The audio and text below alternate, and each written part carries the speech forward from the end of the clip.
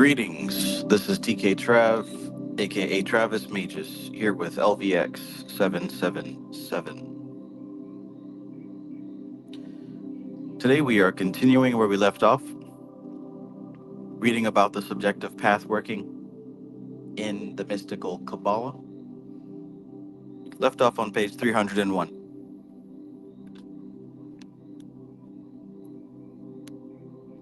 Now, as a quick recap, we were talking about path working and the importance of being able to think and see symbolically.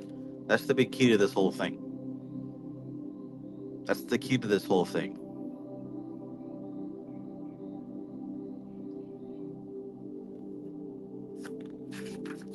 Symbols, right? Symbols. Because we're dealing with something that is abstract, something that is not confined to form. We're dealing with energies, cosmic forces. And for a mind that is conditioned to think within the limits of form, it's very difficult to think about cosmic forces that are not limited to form. It's very difficult to conceive of that. So the way that we get around that obstacle is by employing the use of symbols. Employing the use of symbols. So what she talked about here in this whole chapter about pathworking is the importance of these symbols and exactly how they work. I don't think she really left much to be misunderstood.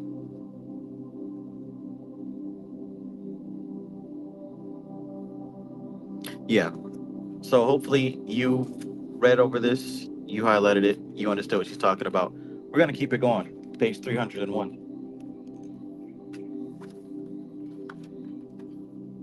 Peace to everybody present. Hope you're having a good night. Proteus, seer of eons, peace and greetings. AZW, peace, peace. Ram O, peace and welcome. J Bald Hail, much love, always. Peace to you, guy. Court Singh, peace and greetings. So yeah, let's continue here. So we left off right here. Directions for path workings. 1. Open and close with invocation to an appropriate God force and the archangels of the four quarters. So, speaking of symbolically, you'll notice here the very first step is acknowledging the elemental forces, the four elemental forces and the fifth element, if you can read between the lines here, right? The appropriate God force and the archangels of the four quarters. Number 2, decide on a suitable path between the two adjacent Sephiroth. So, after you give acknowledgement to the elemental forces, you choose which path you're going to use. The paths below Tifereth generally relate to the aspects of the incarnationary personality, the lower self. We know that.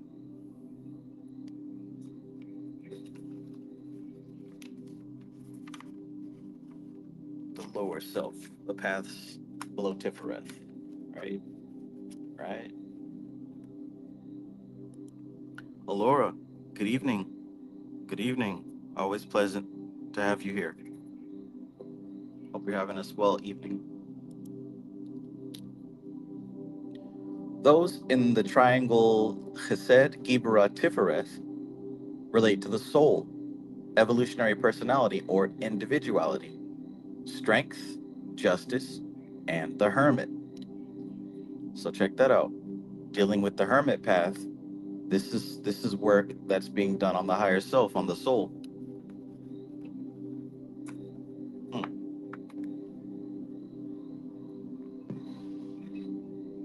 Those in the triangle above the abyss relate to the supernals Kether, Chokmah, and Bina. It should be pointed out that direct contact with these aspects of the human spirit without prior treading of the paths referred to above may well prove disturbing and result in substantial changes in life. Yeah, that's a lesson that most people have to learn the hard way.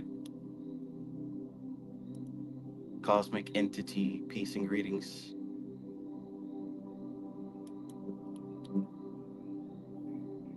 So step number 3.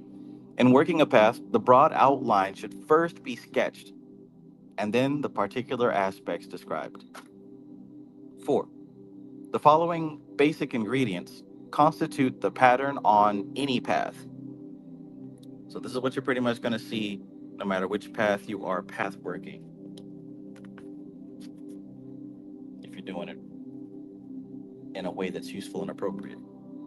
So you're going to see A, the archangel of the Sephiroth at the start of the path working. B, the image of the relevant trump, tarot trump. A.E. Waite or Paul Case based packs preferred. C, the titles of the tarot trump personifying the archangel of the path.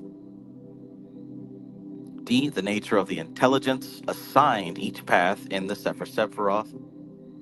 E, the relevant Hebrew letter and its various associations. F, the elemental or astrological sign assigned to the path with an explanation of its relevance. G, the archangel of the Sephiroth at the far end of the path working. H, such mythological material that seems relevant to the theme of the path as defined by the title of the tarot trump. I, attributions and correspondences assigned to the path reflecting interaction with the five senses, colors, jewels, plants, animals, perfumes, as well as the varieties of any elemental entities likely to be encountered. Look at how much attention is being brought to elemental forces. I didn't see that last time. In the Western tradition, the Tree of Life is the mosaic of Adam Kadmon, and working on the paths and the Sephiroth should be viewed in this light.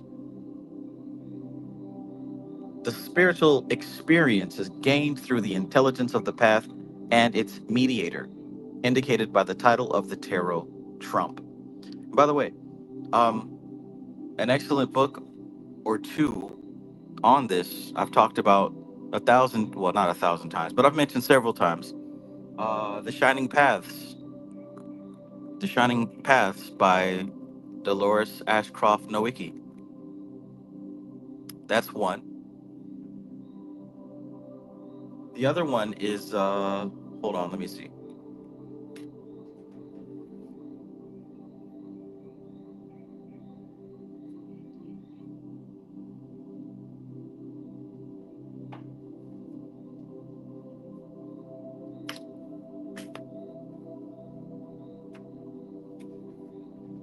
This isn't for everybody, but just the two people listening who are going to do path working. Here's an excellent book, The Shining Paths by Dolores Ashcroft Nowicki. And then, of course, the other one is going to be Path Working, A Qabalah Guide to Empowerment and Initiation. It's by Ted Andrews. The reason that I bring these two out is because they follow the same school of thought as the author of this text. In other words, they were all trained with the similar methods.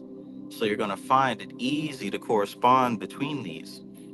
Both of these books highlight all of these keys within the process.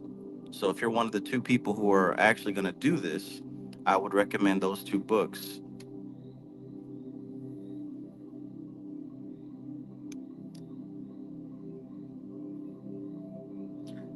Nigel Benefield, peace and greetings. Welcome, welcome. C. Main, peace, peace. Benjamin37, peace. Benjamin says this info will be good for future reference. Upholding too many practices at once is a recipe for disaster. Also, peace. J. Bald Hill says, LOL just came from another video on elemental magic. Very important. Nigel Benefield says, Yo, Trav, I'm going through the night of the soul right now. Crazy changes. Yes, sir. Pretty sure that you are close to my age. So, there's a big Pluto return happening for a large group of us. I look at my statistics. I think most people that watch are about my age. So yeah, most of us are going through this night of the soul right now. It's the Pluto return and serious business. I'm sure that you will be just fine after the smoke clears.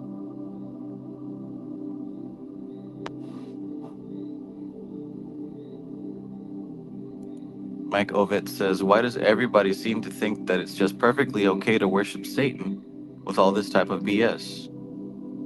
I'm out. I don't know. I don't think I'm the right person to ask that question. Well, he's out, so it doesn't matter.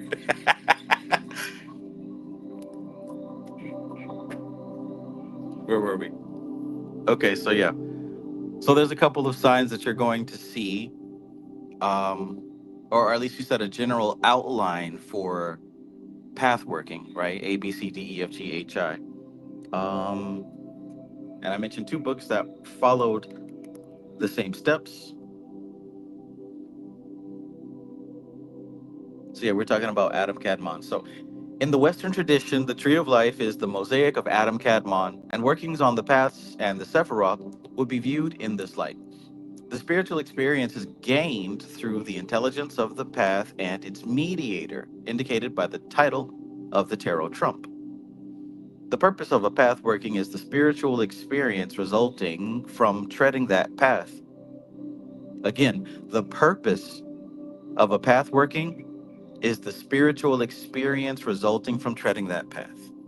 That's important.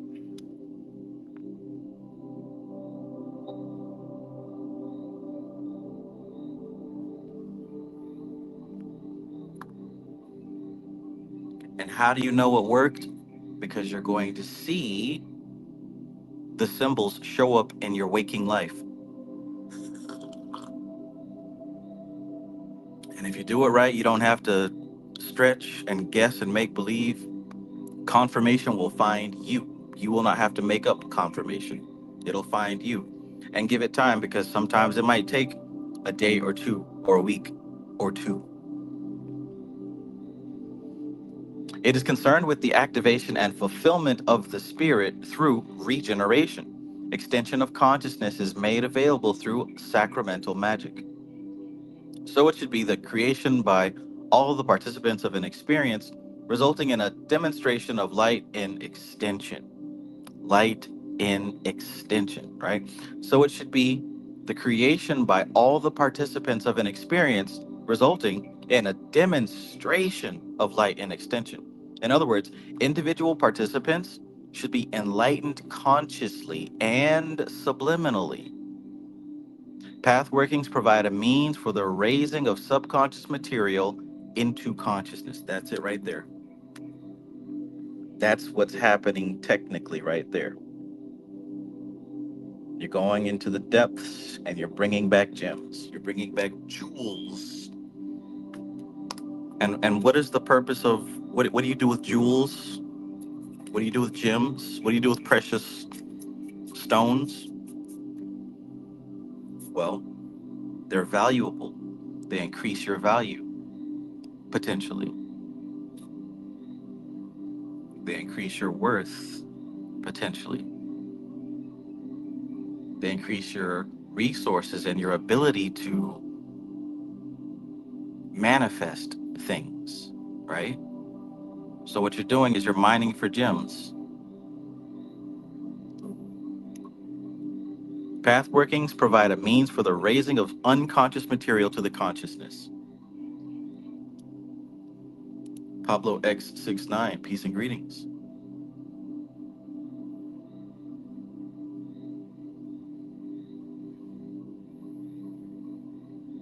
Chicano is fighting for higher learning skills. Peace, peace. You must have like 6 accounts, man. Mysteries, Mysteries Ascent. Peace, peace.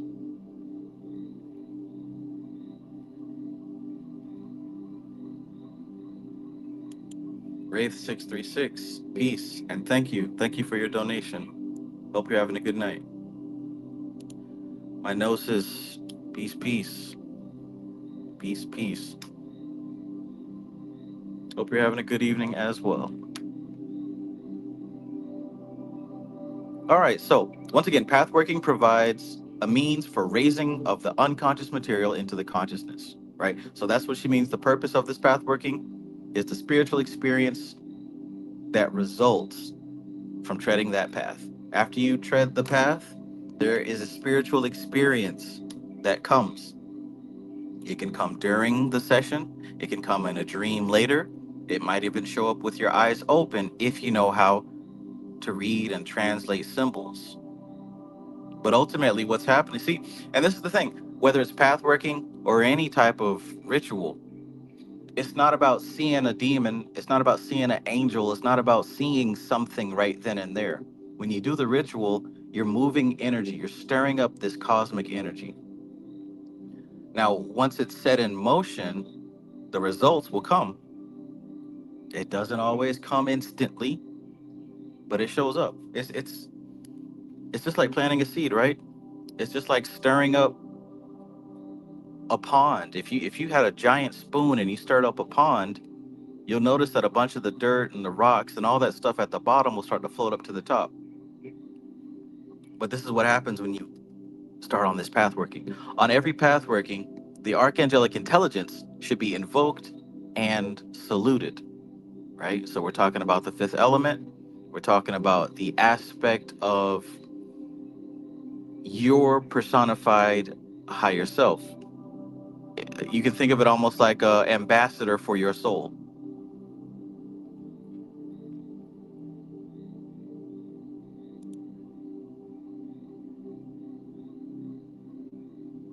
Mysteries of Sense has been binging Kabbalistic symbolism lectures before part two and love this portion of mystical Qabalah. Yeah, this is a very interesting portion. And thanks for the reminder. The next book read we're going to do is a book by Gareth Knight. If you don't know,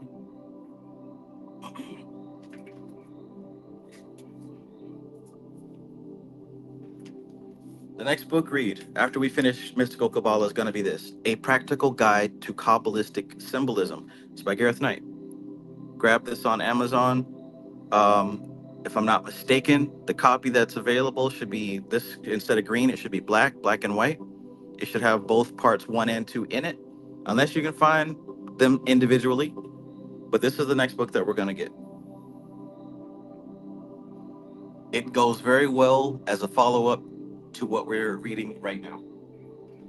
Way, way, way more in depth in plain English.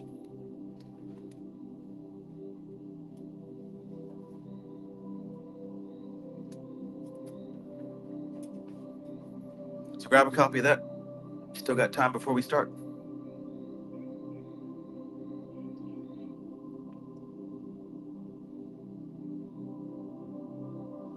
Benjamin says, it's like when you watch a TV show for so long, you randomly meet people who are interested in the same show as you. Does that make sense? Yeah, it does.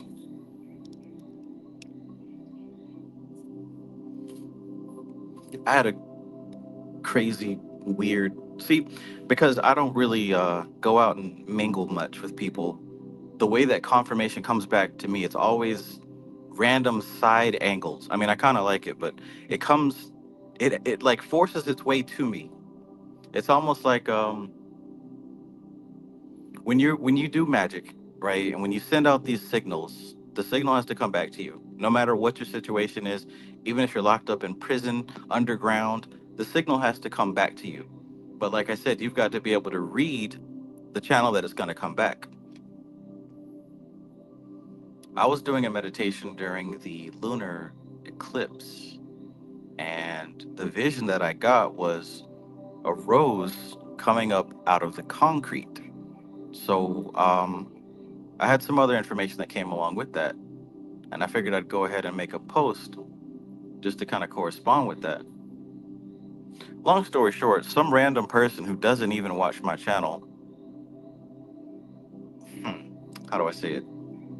They were watching somebody else's channel, and they left a comment about a rose coming out of concrete with a very similar message to what I typed.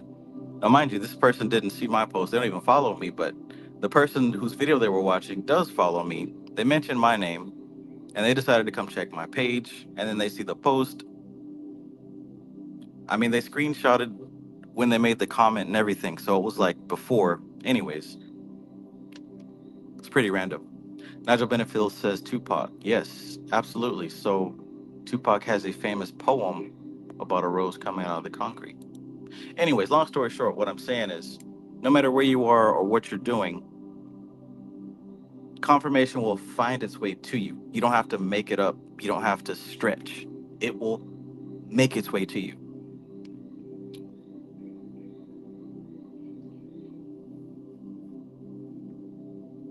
It was pretty bizarre, to be honest. But, anyways, let's continue.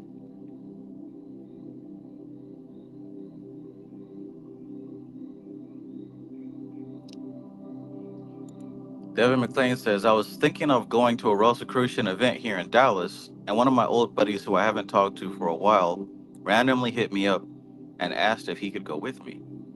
Hmm. It's always the little things, right? Or is it just a coincidence? Oh, it's just a coincidence, right? You're stirring up energy. And since we're in this interconnected field, right? Nobody's isolated. We're all connected to this same field. When you stir up energy, it's also being stirred up in those who are sensitive, I guess you could say. It's like water. Water's going to follow the easiest path, the path of least resistance. Likewise, so does manifestation. Manifestation follows the path of least resistance. Even if it has to wrangle up and pull out some old friends you haven't talked to in 10 years to give you that. If they're the closest that resonates with the signal, then they're who's going to be the vessel for the message.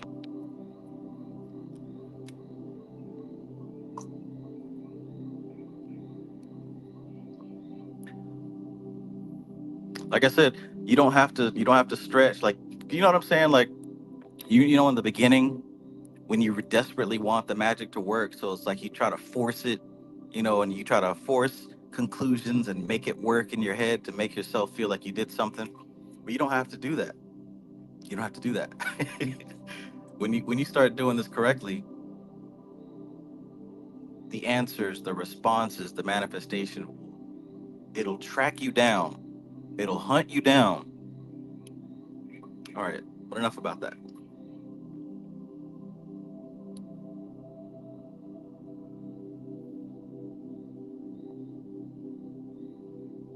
On every path working, the archangelic intelligence should be invoked and saluted. The key to a path should be pictured midway between the tarot trump and the zodiacal or other sign. It is the appropriate Hebrew letter, and in its interpretation lies the real revelation.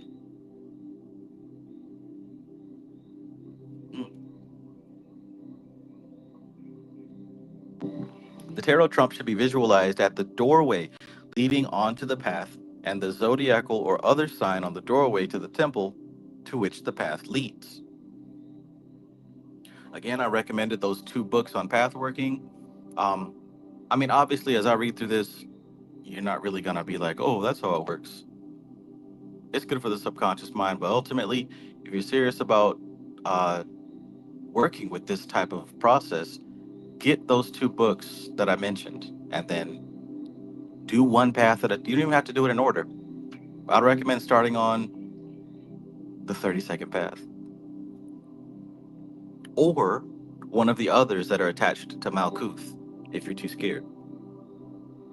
But I would say try it, right? I mean, I don't know. Everybody has their fears and reservations, but if you have studied Kabbalah, if you've been going through this book at this point, you know the names of the Sephiroth and the colors and the tarot. It's time to step it up a little bit. Challenge yourself. Do something different. What's the worst that can happen? What's the worst that can happen? You got to be bold sometimes if you want results. I mean, at the end of the day and the beginning of the day, your spirit lets you know what you're ready for, right? But sometimes the ego gets in the way and holds you back from doing what you really could be and should be doing.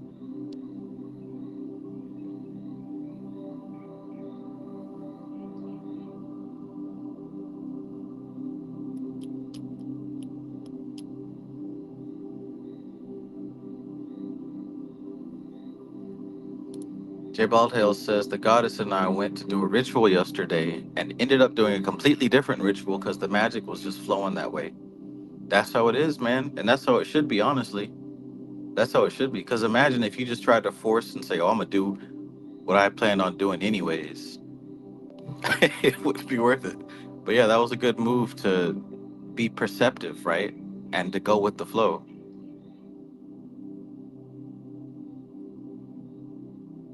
My notes says I've done at least three of the paths from that book. Awesome, awesome. Do you feel like you got a response yet, or do you feel like it's still on the way?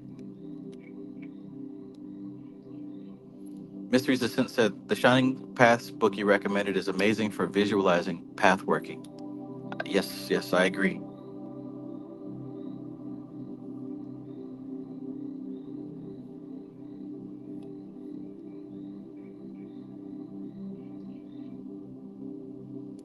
Ardquark, peace, peace. Welcome back. Ardquark says, peace and greetings, fam. This week I saw a book in a local bookstore that has been in my cart for a while. Turns out it belonged to an old friend from 20 years ago who now teaches Qabalah. Man,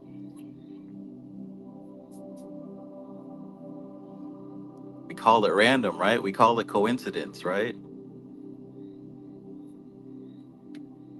There's something about it that's very difficult to explain. Um, Science, or I've heard some physicists talking about how they're starting to be able to put together a theory that explains that time is not linear and that some things do come from the future to affect the past. Difficult subject, but yeah, I saw some pretty compelling lectures on that. Tied into dreams, tied into remote viewing, tied into coincidences. That's why I brought that up. But yeah, man. Yeah. I mean, duh, obviously, I know that, but I'm saying science is starting to be able to use words to make it make sense for them, which is great.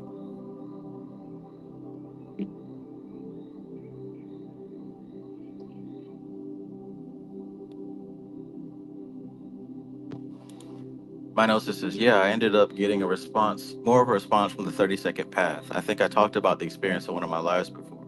Okay, okay.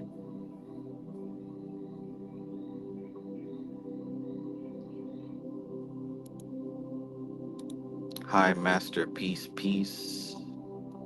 Pork Hill, peace and greetings. All right, let's keep going.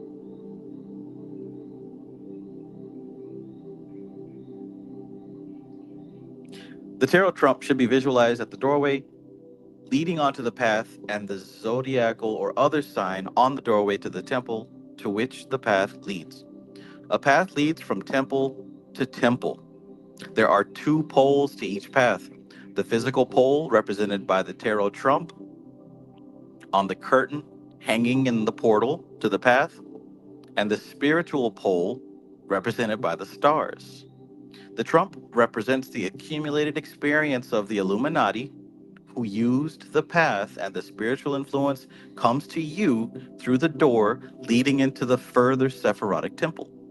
The trump gives the theory, and the star the spiritual influence. Did you catch that?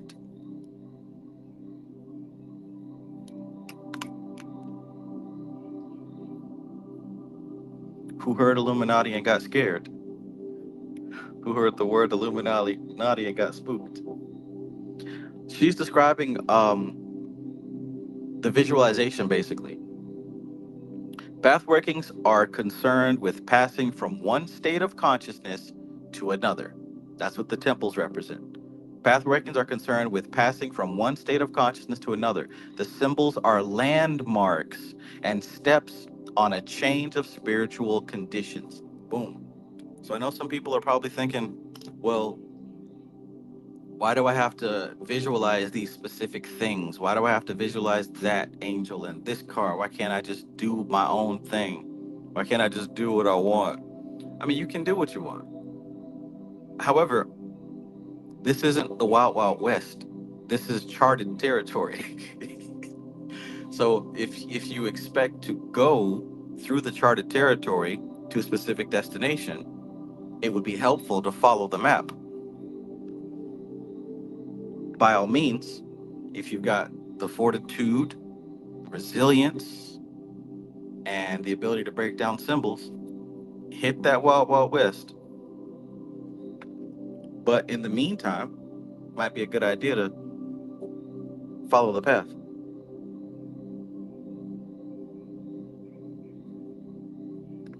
You know what you want.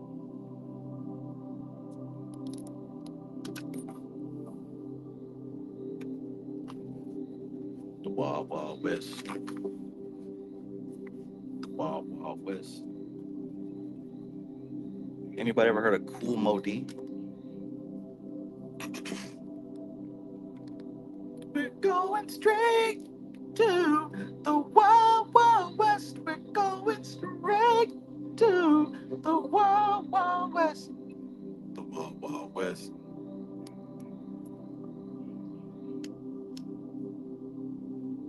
I used to live downtown. I used to live downtown on 29th Street, chilling.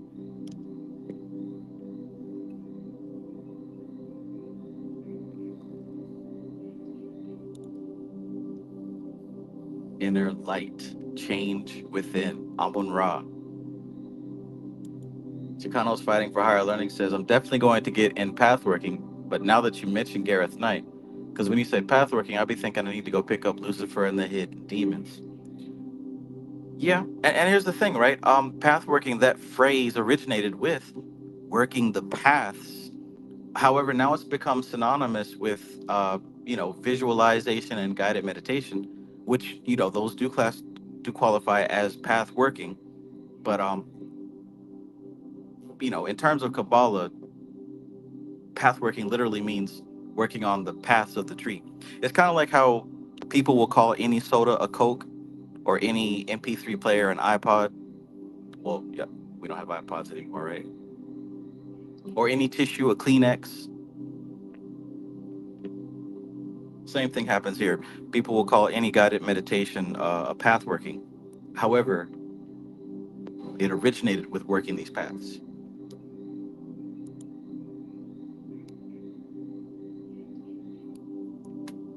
The Wild Wild West.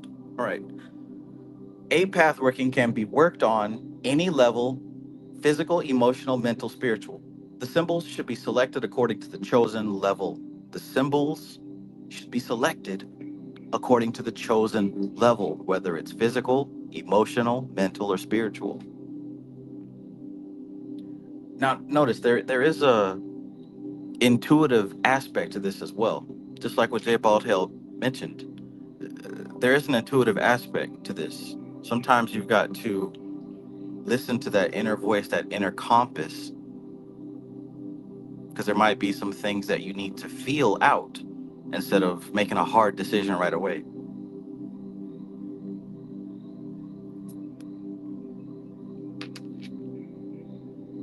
The symbols should be selected according to the chosen level. Different traditions and symbol systems usually contribute to one particular level.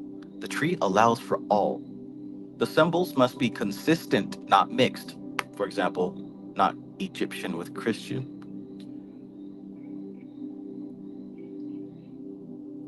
In today's jumbled world of the internet, might be a bit difficult not to mix. I've been guilty of mixing and matching. I still get results. But if you can, try to keep things in their own lane.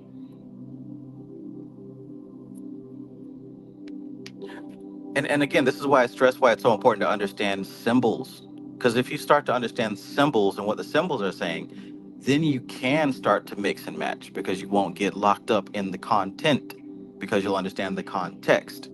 For example, if we're dealing with the Egyptian and I see a hawk and I see an ankh, right?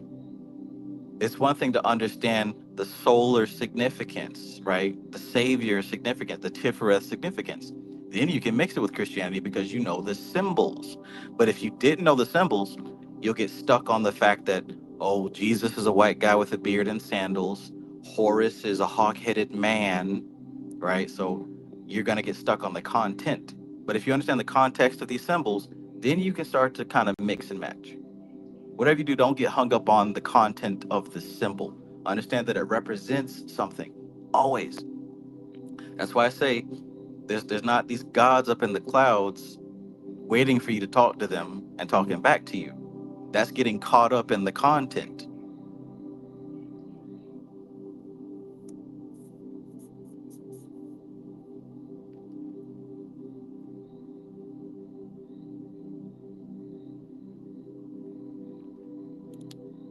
Chicano's fighting for higher learning skills says, but Christ and the temple of Edfu go together.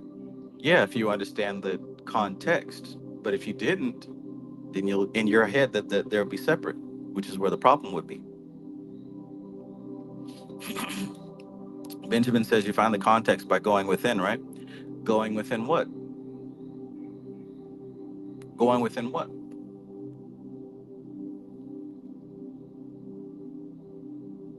So to understand the context, you got to look at the relationship. Maybe that's another way of saying it. Look at the relationship of it.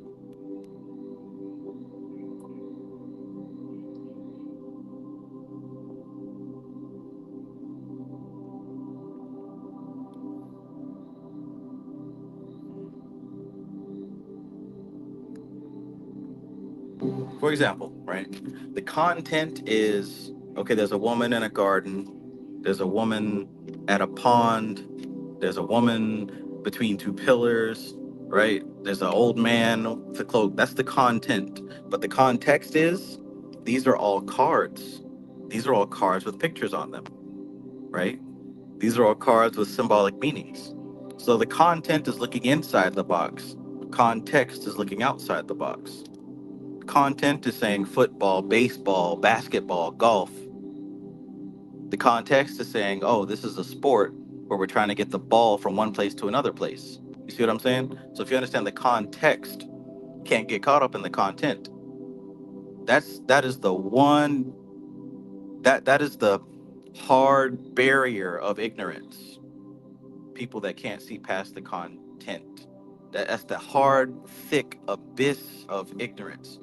Is when people can't see the context for the they can't see the forest for the trees. So when you're dealing with these symbols, look behind what the picture is to see what it actually represents and how it relates. What's the relationship? That kind of thing.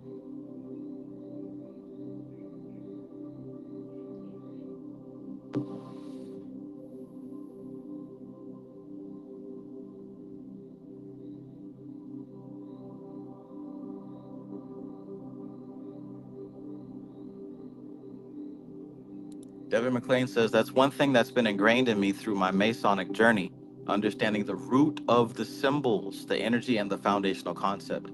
Exactly, right? Exactly. That's what separates beginners from people who are not beginners. That's why I keep saying build your library of correspondences. Pork Hill says existing people are symbols too. Yeah, absolutely. Everything is a symbol. The subconscious mind translates reality through the symbols. I mean, there's nothing but symbols, right? Everything is a symbol. So what's the pattern? What's the connection? What's the context? Rosa Flame says, yeah, that's why I made that connection I told you about. Andras always sends me hugs.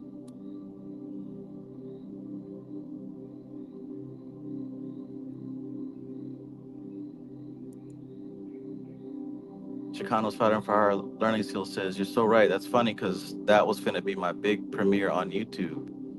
I mean, you can still do it. Do what feels right. Wayne M says, Travis Matus, what do you think about playing cards, destiny cards? They say tarot cards originated from them. It also feels intuitive because we've dealt with them our whole lives in card games. Yeah, I'm pretty sure that playing cards came out of tarot. Yeah, definitely, definitely. And yeah, it can still work if, because what you're dealing with the playing cards are the minor arcana. You're dealing with the minor arcana. So I mean, it still works. It would just be a different type of reading. In fact, there's a whole system. I believe it's called cartomancy, where people have this intricate relationship between the cards and the symbols.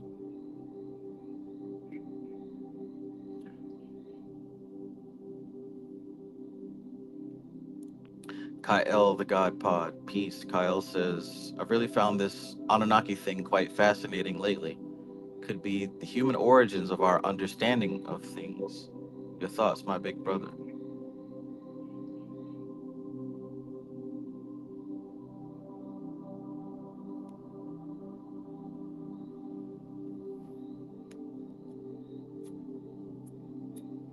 Um, yeah, like I said before, you mostly want to look at the definition of these words.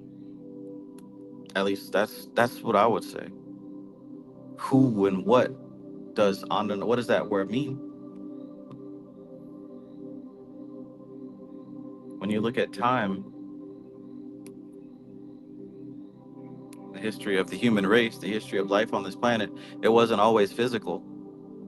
Things slowly condensed.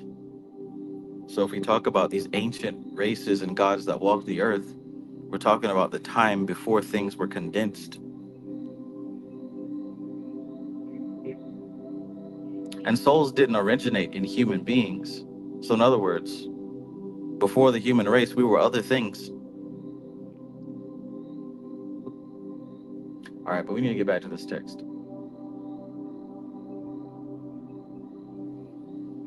Hey, hey, we're the monkeys. People say we monkey around.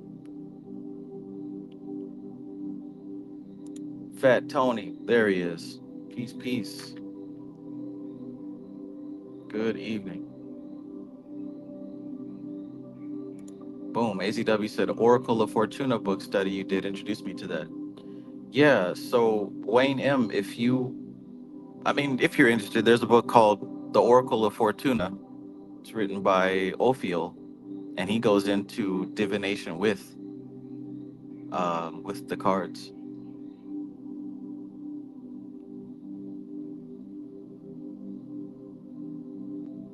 Yu-Gi-Oh!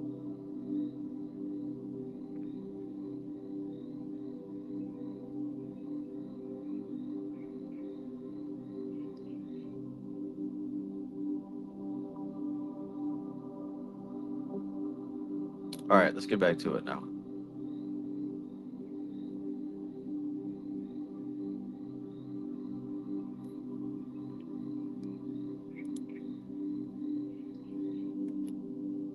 Illuminati want my mind, soul, and my body.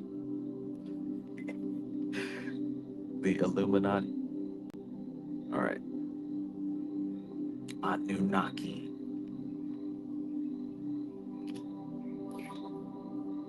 Kyle, keep studying, man. Keep digging. I'm sure that you will find something that will connect the dots.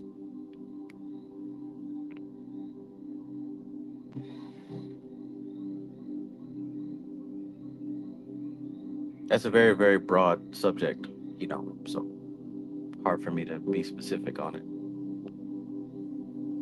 The return journey must be the same as the outward journey.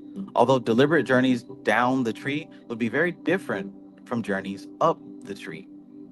It is recommended that path workings should always be up, the lightning flash, or the coils of the serpent Nekushtan. The return journey should give the opportunity to realize and do something about those aspects of the path hitherto not earthed. People do not lack abilities, only practice. Such a good quote, which is true, right? It's very easy to call someone a fool or an idiot, but the truth is, people don't lack abilities, they only lack practice,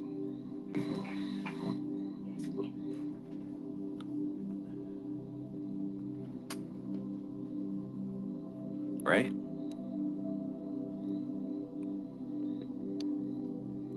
I'm no good at basketball, but if I practiced, I would be.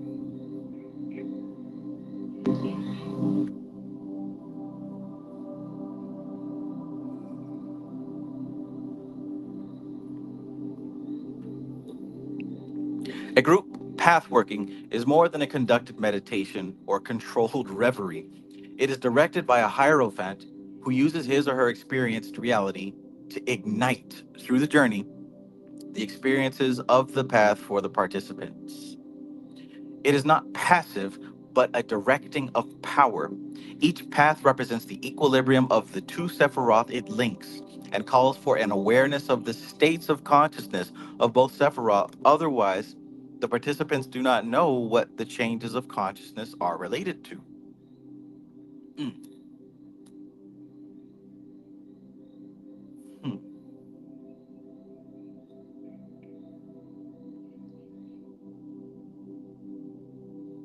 Look at that. A group path working, check that out. Directed by a Hierophant who uses his or her experienced reality to ignite through the journey the experiences of the paths for the participants. Sounds a lot like the definition of a guru in the Bihar yoga books, the enlightener.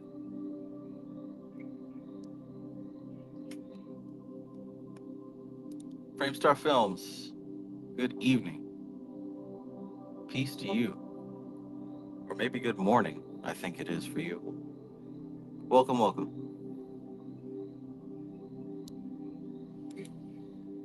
Osama K, peace. Osama K says, been into the occult for some years now. Are the path works based off emotions? So consider one who experienced more dark emotions that makes them have an easier path for the darker or lower tree. Um,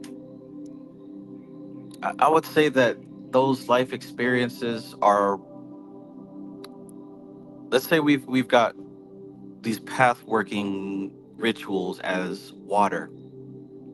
These experiences that we all have are the glass or the cup that we hold the water in.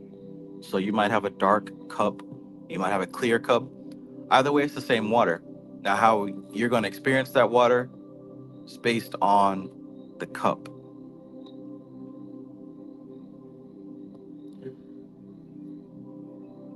Path working is just that, right? You're going through a path. You're going through a path. But of course, everybody's going to react to it differently. Everyone's going to respond to it differently. That's where the emotions come into play, how you respond to the experience. I wouldn't say that the path working itself is based on emotion.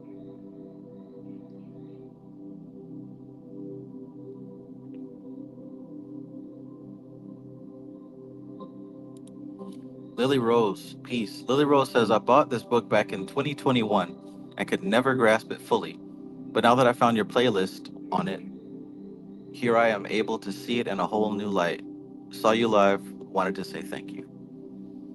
I'm glad that you have got some clarity. Awesome. Thank you for sharing that.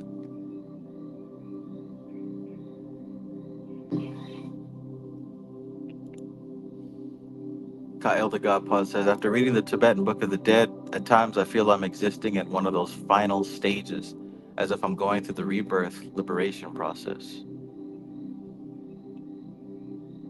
Yeah, yeah, I can relate.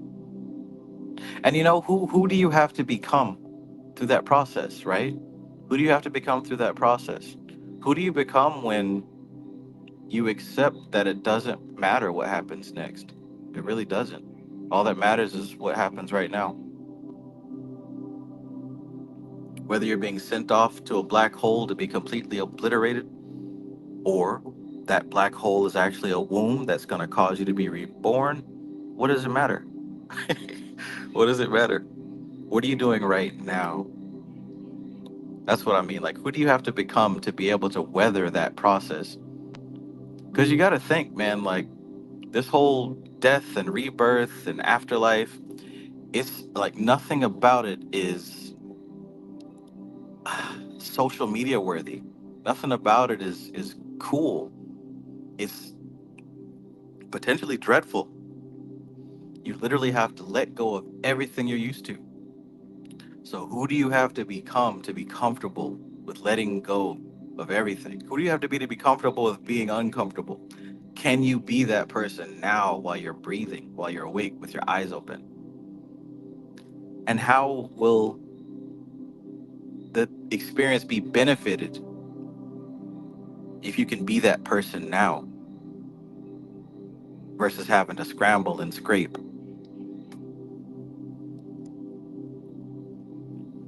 I like to think about it sometimes.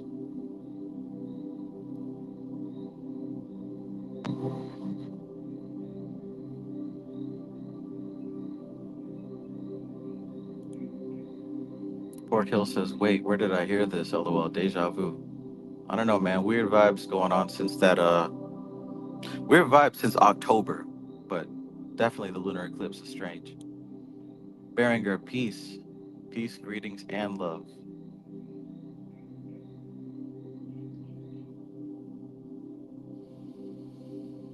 Mm.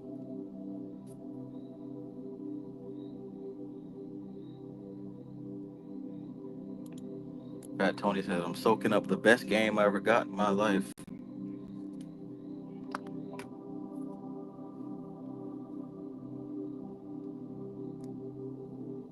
I'm happy for you. 'Cause, man, sometimes I think about who I would be if I didn't go down this path. I mean, it's easy. I look around and I see what I could have been. I'm grateful.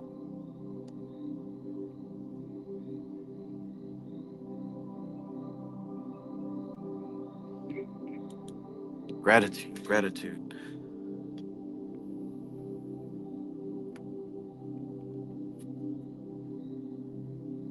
Damn, I had two dreams where I died. I had a dream of death during the lunar eclipse. That one was pretty interesting because I didn't wake up when I died. I kept going. It was a car accident, right? And the person was driving full speed and it went off the road up in the air and it crashed straight nose down into the ground. Like it was a heavy crash. Like I clearly died, but I didn't black out or anything. My awareness immediately went to spiraling down into the ground. I don't know, it was weird. It kept changing into different things. It felt like a mushroom trip. And I felt that I had the choice to wake up and I decided not to wake up and I stayed in that dream.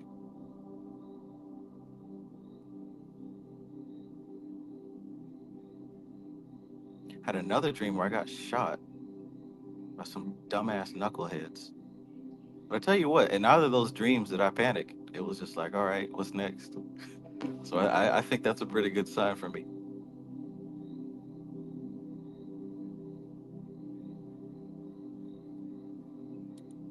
Garrett Patterson, peace.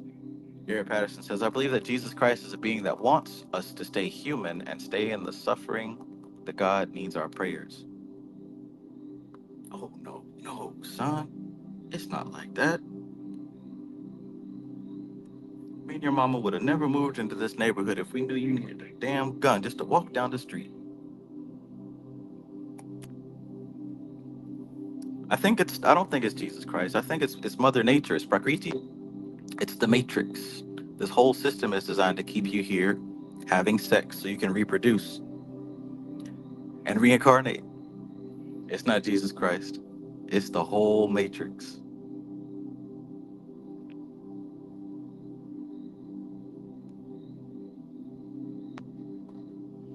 Kyle the Godpod says that I obviously fell for the okie dokie to have come back.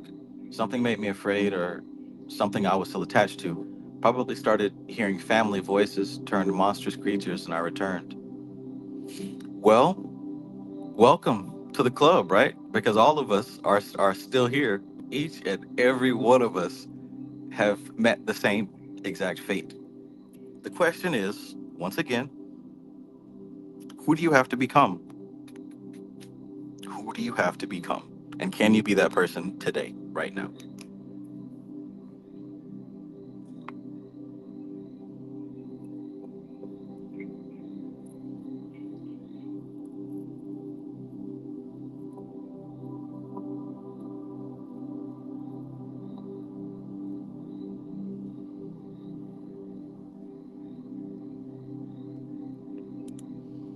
Framestar Films says creative waves put me in momentary flow state off the back of the eclipses. I guess this flow state is the closest state I know to total surrender.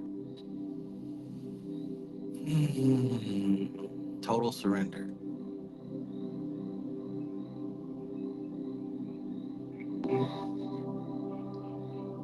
Gosh, man, that's good. I feel it, and I also feel myself resisting it.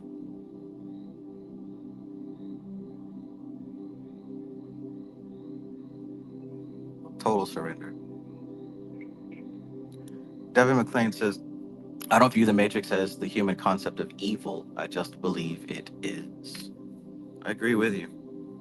Evil is subjective. Everything exists with a purpose, including Prakriti, Mother Nature. She exists with a purpose, and her purpose is to continue to exist. And for her to continue to exist, she needs us to continue to exist. That's just the way it is. Some things will never change.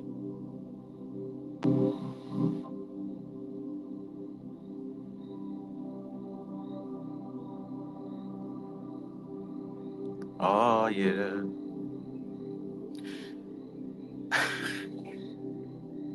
Changes.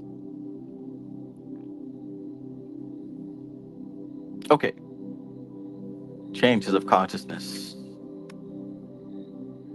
The purpose of the specific working and selected attributions of the path must be made known to all participants. The path working itself should minimize the undesirable tendencies of the aspect worked, right? She taught you about the vices and the virtues of the Sephiroth. So I wonder if we can get a good list of the vices and virtues of the paths. I think we might have an answer. Building should be clear, using all five physical senses as well as the sixth.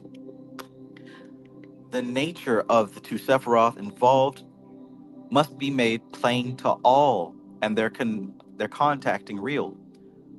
Though working therein should be restricted to the path. The working should give participants the opportunity of contributing their own realizations and or experiences along the path.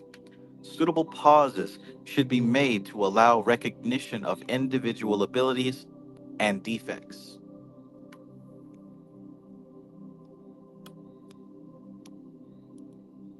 Ideally, a working must give opportunities to experience the realities of the path so that the principles observed can be applied in daily life. The physical plane polarity of a path working is between east and west, with the IPA standing by in case of need. Participants should read about the two relevant Sephiroth and the mystical Qabalah before working. Check. Now, let's get into some details, some deets. Are you ready? Are you ready? I don't think you're ready for this jelly. I don't think you're ready for this. My body too bootylicious for you, babe. I don't think you're ready for this.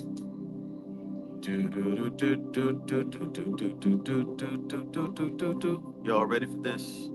Veronica Archaga, peace and greetings. Good evening, Veronica. I hope you're doing well. I love you, Veronica. I hope you're having a swell evening. Now, table of correspondences for pathworkings. Table of correspondences for pathworking. Here we go.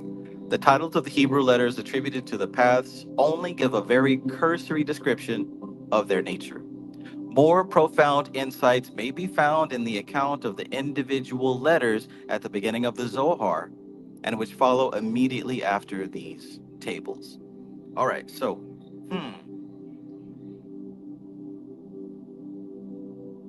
All right, so I don't have to have my tarot cards because it says it right here. The 11th path, which is Kether to Chokmah, Aleph, Ox, that's Trump, that's Zero, the Fool, the Spirit of Ether. That's the occult title of that energy, the Spirit of Ether, aka the scintillating intelligence. Um, yeah. Here we go.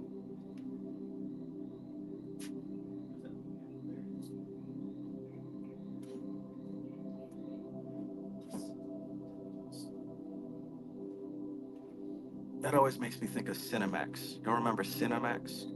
Listen, here's another book that you must get if you are a student of the Qabalah, right? Not because it has a quirky, cool quote, but because this is a tome full of useful and appropriate information that you'll be referring back to time and time again. For example, if you crack open this book and just look at the very front, look at what you're going to see. You're going to see the Tree of Life. You're going to see the Sephiroth and the Paths. It's going to have the tarot attributions, as well as the planetary, astrological, and elemental attributions, as well as the Hebrew letters. So, for example, we just looked at path 11, the Fool, Aleph. You see the air element, spirit of ether, zero. Right here, zero. Aleph, the Fool, spirit of ether, scintillating intelligence. All the way down, right? So you got that. And if you go a little bit further towards the back, there we go, towards the back, very in depth. Boom. Aleph. The actual color is bright pale yellow. The sound is E natural.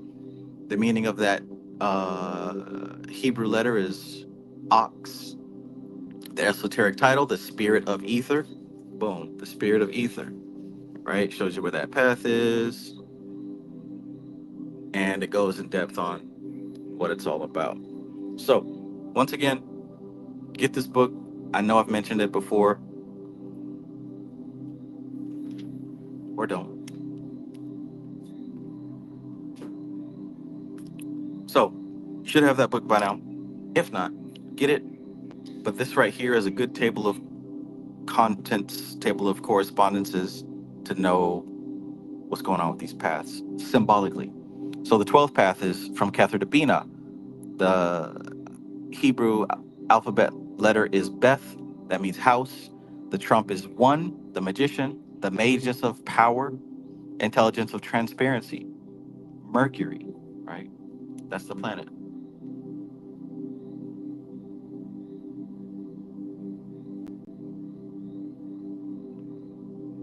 That's the planet. 13th path, Tiferet to Kether. Gimel, right? The camel.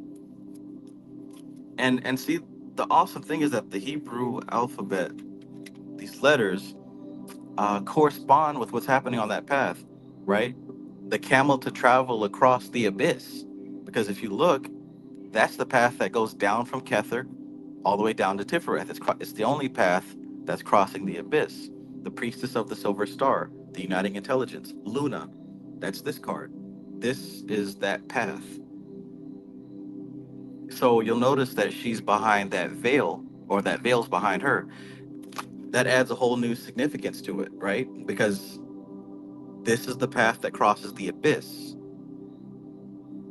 That veil represents the abyss. You can see those two pillars on the left and the right. She's the path that goes from Kether down to Tifereth. So this is the path where you can catch a glimpse of what's happening on the other side, but you don't actually see it with this pair of eyes.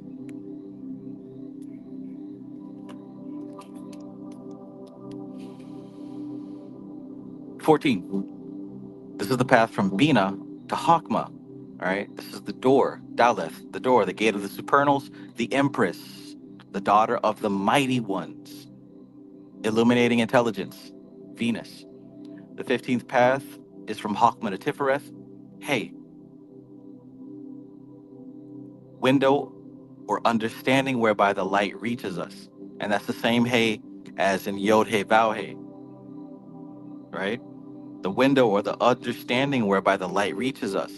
The Emperor, son of the morning. Lucifer, son of the morning. Chief among the mighty, constituting intelligence. Aries, fire. Speaking of Yod Hey Vav Hey, the 16th path goes from Hakma to Chesed. Vow, which represents a nail. The Trump 5, the Hierophant, the Magus of the Eternal. Remember what she just said about the Hierophant, right? In the guided meditation and the pathworking? The Hierophant uses his experience to guide the vision. Just like when people go to South America to do ayahuasca, right? And you got the medicine man, the tribal medicine man, and he's like in the middle of everything, helping everybody navigate through the astral plane. It's the Hierophant. And notice that the Hierophant vow nail, and I mentioned Yod Hey Vow Hey. So if the Hey means a window or understanding whereby the light reaches us, and in between those windows is the nail, the Hierophant, it's almost as if there's one vision, one perspective, then you've got the Hierophant in the middle directing it, which leads it to another perspective. That's Hey Vow Hey. Let's skip ahead to Yod. Yod Hey Hey Vow Hey. Yod is from Chesed to Tifereth. Yod is a hand, the hand, the means of action, and the symbol of creative and directive energy. Trump 9, the hermit, the prophet of the eternal, the magus of the voice of power, the intelligence of will, Virgo, earth. So if we were to spell Yod Hey Vav Hey using the tarot cards, it would be the hermit, the emperor, the hierophant, the emperor. So if you look at the meaning of these symbols, Yod Hey Vav Hey, right, the name of God, we've got a hand that grabs creative and directive energy, right? So we got a hand that's grabbing the creative spark of life. Next, we have a window or an understanding where the light reaches us. Then we've got the Hierophant directing and guiding that vision and leading it to the final Hey, which is another window, understanding whereby the light reaches us. That's what Jehovah means. That's what the name of God means. Yod Hey Vav Hey. He who grabs a spark of creative power, creates a vision for it, delivers that vision, and watches it manifest. That's what Jehovah means. Nothing to do with good or bad, right or wrong. It is the formula of grabbing the energy, creating a vision, delivering that vision, and then watching it manifest.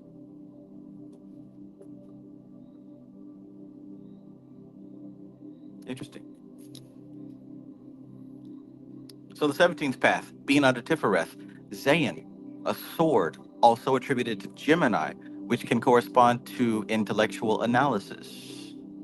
Trump 6, the lovers, the children of the voice, the oracle of the mighty gods, disposing intelligence, Gemini, air.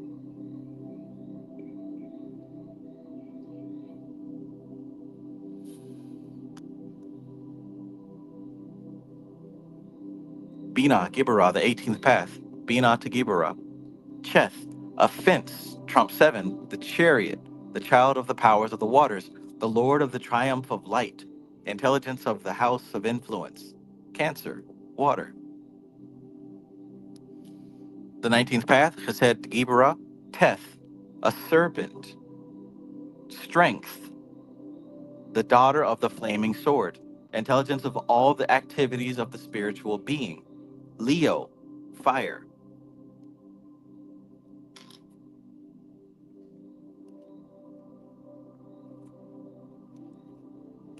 All right, we already read 20, Yod, Virgo, it means a hand, right? Okay, so look, even with this one, it adds a little bit of substance to these images. Yod, which is the hand that's grasping the light. Notice how he's carrying this lantern. So a hand, the means of action and the symbol of creative and directive energy. The hermit, the prophet of the eternal, the magus of the voice of power, the intelligence of will, Virgo, earth. 21st path. Chesed to Netzach, calf, palm of the hand, the wheel, hub, where from the force of the five elements spring. And this is going to be the wheel of fortune, trump 10, the lord of the forces of life, intelligence of conciliation, Jupiter. 22 is from Tifereth to Gibera, Lamed, ox goad. Lamed also relates to Aleph, trump 11, justice, the daughter of the lords of truth, the ruler of the balance, faithful intelligence, Libra, air.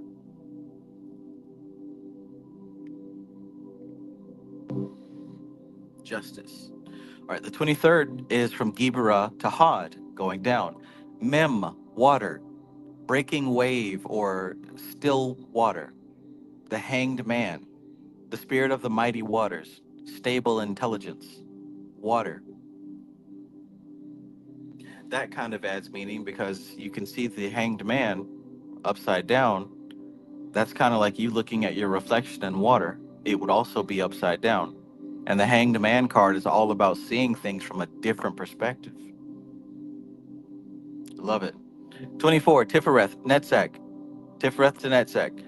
Nun, a fish living and moving in water and a symbol of death, reflecting Scorpio's generation through putrefaction. Trump 13, the death card, the child of the great transformers, the lord of the gate of death, imaginative intelligence, Scorpio, water. The 25th path is from Tifereth to Yesod, right? Tifereth to Yesod. Samek, a prop connects microprosopus with his foundation. Trump 14, Temperance, the daughter of the reconcilers, the bringer forth of life. Probationary or tentative intelligence, Sagittarius, fire. So the 26th path is going to be Tifereth to Hod. Ain, and I, Trump 15, the devil card, the lord of the gates of matter, the child of the forces of time, renovating intelligence, Capricorn, earth.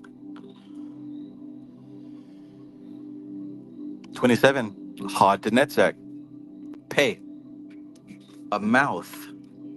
So from Hod to Netzach, Hod going across, a mouth, the lightning struck tower, the house of God, the Lord of the hosts of the mighty, exciting intelligence, Mars. Netzach to Yesod, Zaddy, a fish hook, Trump 17, the star, the daughter of the firmament, the dweller between the waters, the natural intelligence, Aquarius, air, the dweller between the waters.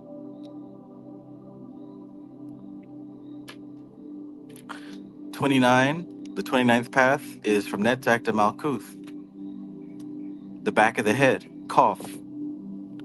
Trump 18, the moon, the ruler of flux and reflux, the child of the sons of the mighty, the corporeal intelligence, Pisces, water. The 30th path is from Yesod to Had. It's Resh, a head reversed, the seat of the human consciousness. Solar and pertaining to Tifereth is in the head. Resh is the solar letter. Trump 19, the sun, the lord of the fire of the world, collecting intelligence, soul.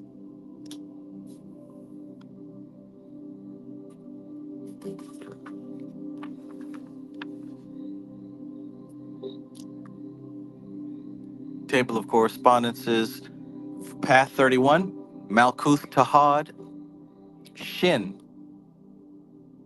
a tooth, also the element of fire. The Trinity is also implied. So can be the element of spirit. Trump 20 is the last judgment, the spirit of the primal fire, the perpetual intelligence. Fire. 32, 32nd path. 32nd path. Malkuth to Yesod, Tau, a Tau or cross, solidification of the four elements into earth. Trump 21, the universe, the great one of the night of time, the great one of the night of time. Administrative intelligence, Saturn.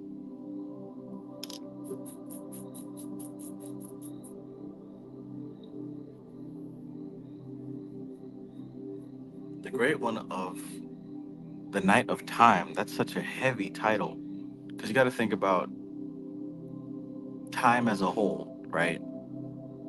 Pretty sure right now we're in the day of time. The night of time would be a whole nother epoch. Different inhabitants, different gods, different great ones. We're dealing with an energy that's completely alien to our awareness. And that's probably why the 32nd path is so potentially so uncomfortable, so disturbing.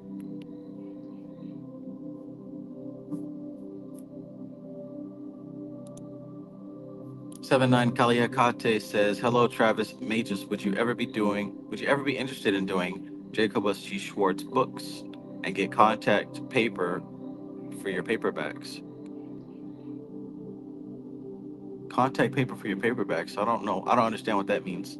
Um, I remember you asking me that in a comment before, and I did go look his books up. I don't remember what happened next. I'm pretty sure I liked what I saw. I'd have to go back and check and see what his books were, because I forgot what I thought about that. Omnia Arlandria, peace. Welcome, welcome.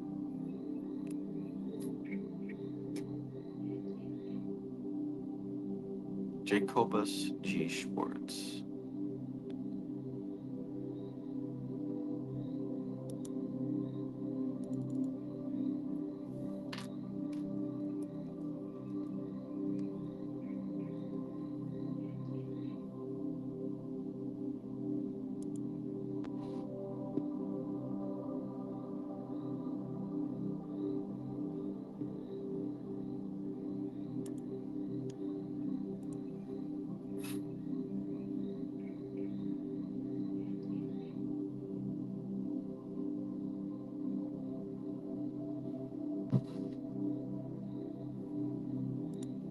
Framestar Film says, question. So, like the Totwa cards, the paths can be fourfold in terms of their elemental intertextuality.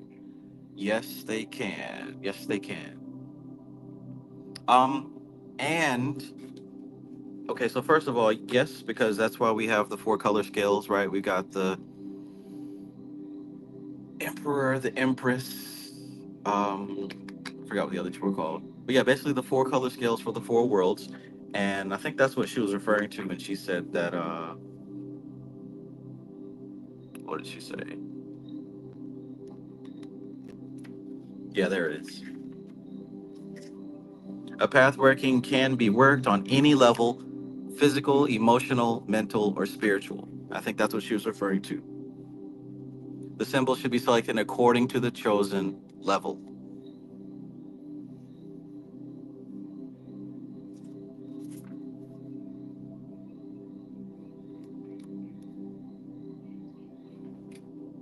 So yeah, yeah, absolutely. And also, I know that Fat Tony, if you're still here, you asked me a question in the comments a little while ago. This book also has references to that. So if you get this book and you look all the way in the back, what you'll find,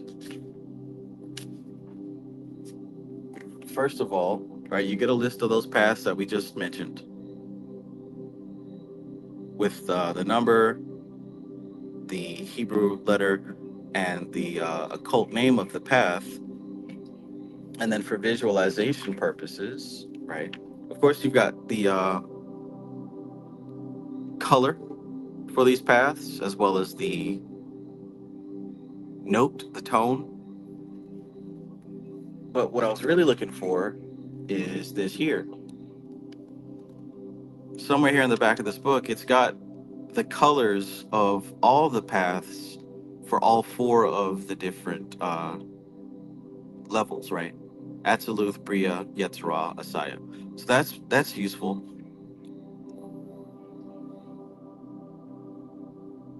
Now, as far as getting in depth, as far as the differences of the experience, that's probably what is going to be more clear to me after we read this next text. But the information is compiled here for personal study.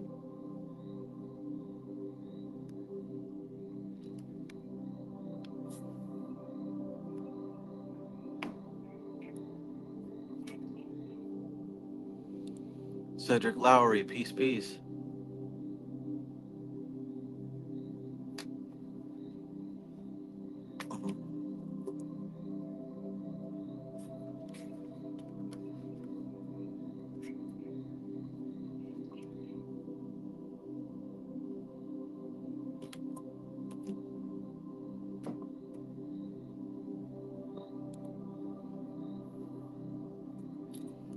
All right, so there's still more to read before we conclude this text. Shoot.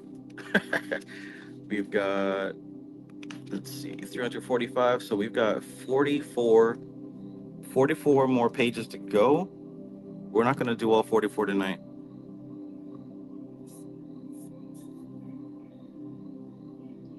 In fact, I'm going to take a quick break. We'll read through a bit more, come to a stopping point, and then we'll pick up later on this week. Be right back. Later on this week. There we go. Absolutely, positively.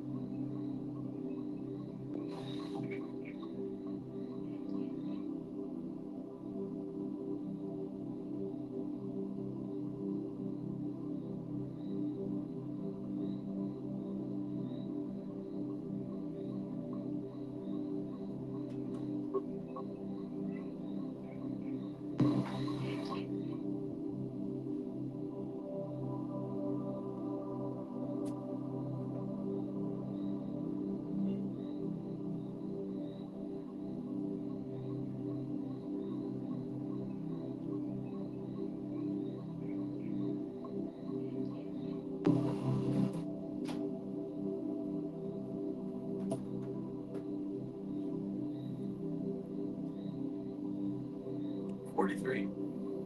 43.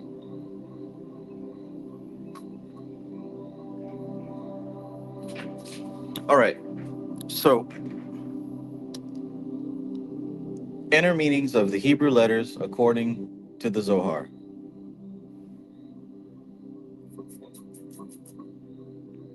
In the beginning, Rab Hamnuna the Venerable said, we find here a reversal of the order of the letters of the alphabet. The first two words, Bereshith, Bera, in the beginning, he created, commencing with Beth, whereas the two words following, Elohim, Eth, God, thee, commencing with Aleph. The reason is as follows. When the Holy One, blessed be he, was about to make the world, all the letters of the alphabet were still embryonic.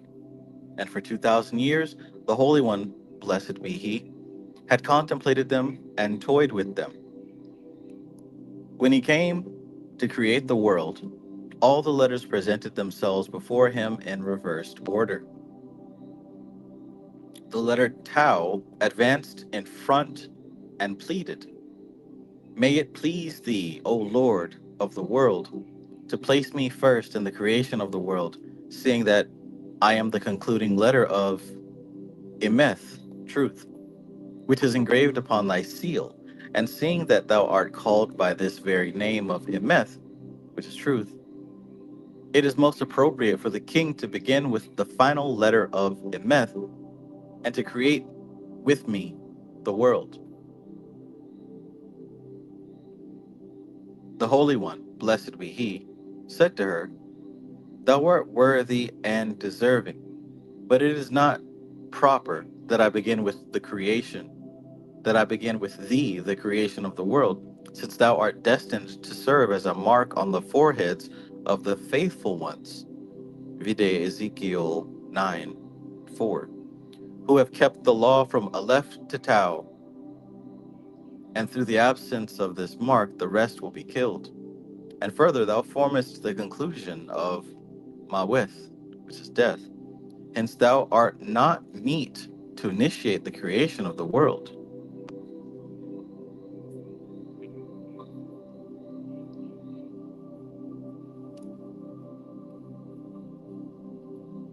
The Shin then came to the fore and pleaded, O Lord of the world, may it please thee to begin with me, the world, seeing that I am the initial letter of thy name, Shaddai, Almighty, and it is most fitting to create the world through that holy name.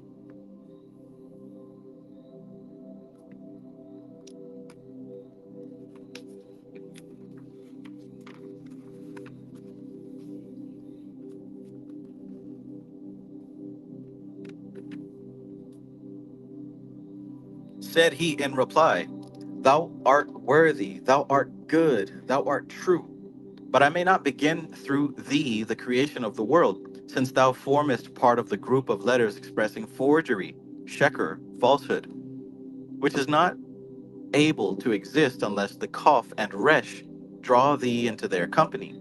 Hence it is that a lie, to obtain credence, must always commence with something true. For the Shin is a letter of truth, that letter by which the patriarchs communed with God. But Kaf and Resh are letters belonging to the evil side, which, in order to stand firm, attach to themselves the Shin, thus forming a conspiracy, Kesher.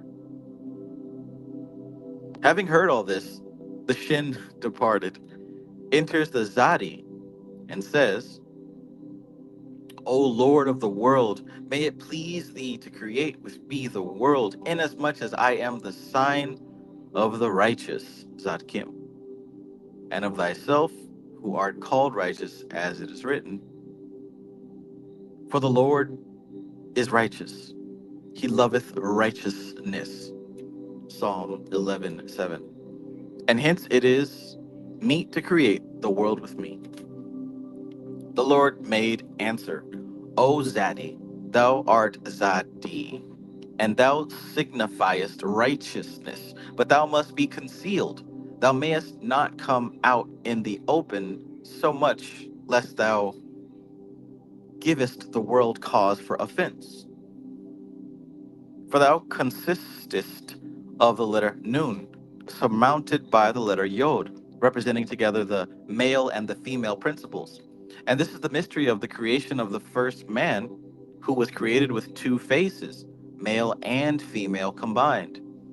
In the same way, the Nun and the Yod in the Zadi are turned back to back and not face to face, whether the Zadi is upright or turned downwards.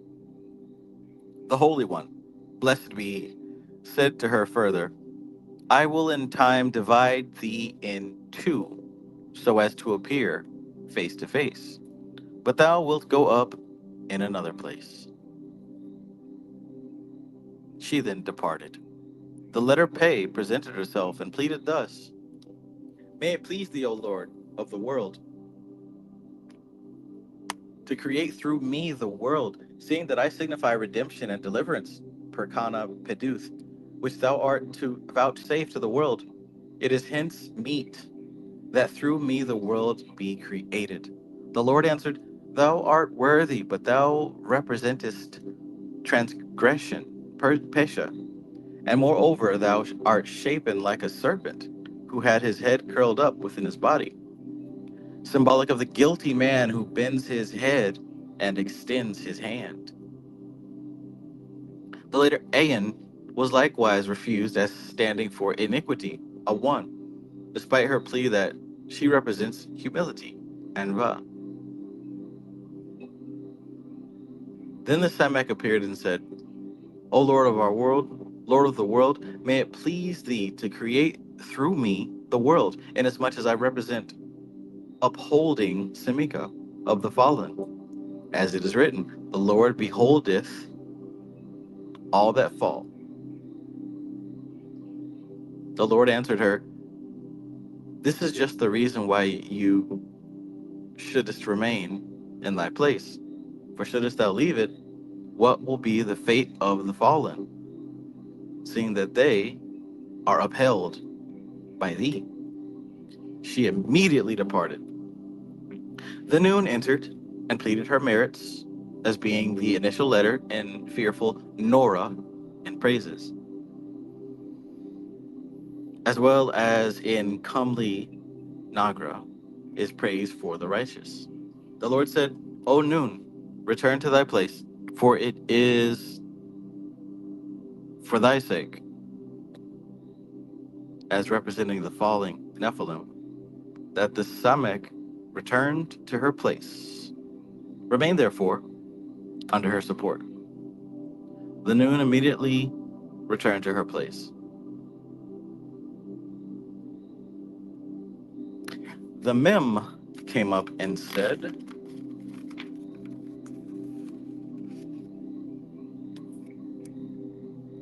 Are they all about to come up and say each and every individual one of them? I guess so. Everybody wants to be the first letter, and everyone's getting shut down.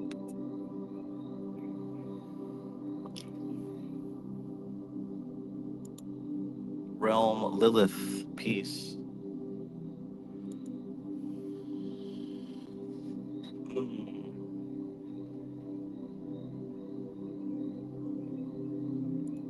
Alora says, haha, it's like listening to an Antar Mauna meditation. Kind of feels like it too.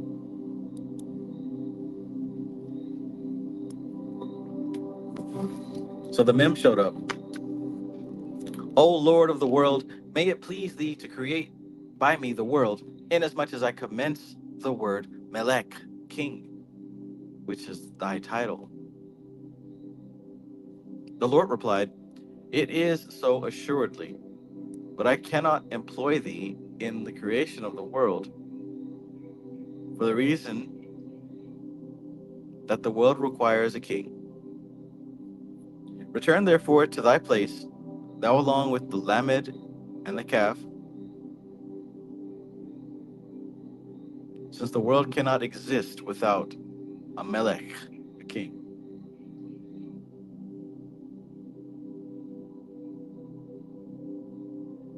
Hmm.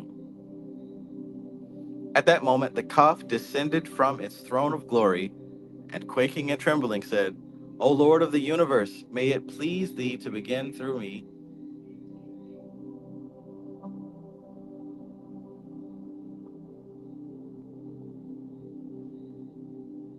O Lord of the universe, may it please thee to begin through me the creation of the world, seeing that I am thine own kabod, honor. And when Kaf descended from its throne of glory, 200,000 worlds began to shake. The throne trembled, and all the worlds quaked and were about to fall to ruins. Said to her the Holy One, blessed be his name, Kaf, Kaf, what doest thou thee? I will not create the world with thee. Go back to thy place, since thou standest for extermination, Keliah. Return then to thy place and remain there. Immediately she departed and returned to her own place. The letter Yod then presented herself and said, May it please thee, O Lord, to vouchsafe me first in the creation of the world, since I stand first in the sacred name. The Lord said to her, It is sufficient for thee that thou art engraven and marked in myself, and that thou art the channel of my will. Thou must not be removed from my name. The Teth then came up and said, O Lord of the universe, may it please thee to place me at the head of the creation of the world, since through me thou art called good and upright. Tov. The Lord said to her, I will not create the world through thee, as the goodness which thou represents is hidden and concealed within thyself. As it is written, O how abundant is thy goodness, which thou hast laid up for them that fear thee. Psalm 31. Since then it is treasured within thyself, it has no part in the world which I am going to create, but only in the world to come. And further,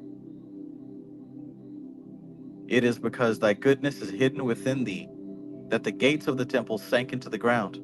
As it is written, sunk, taboo, in the ground are her gates.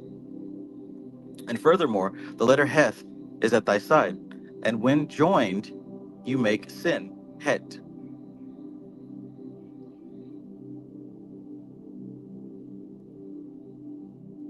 It is for that reason that these two letters are not to be found in the names of any of the tribes. Hmm.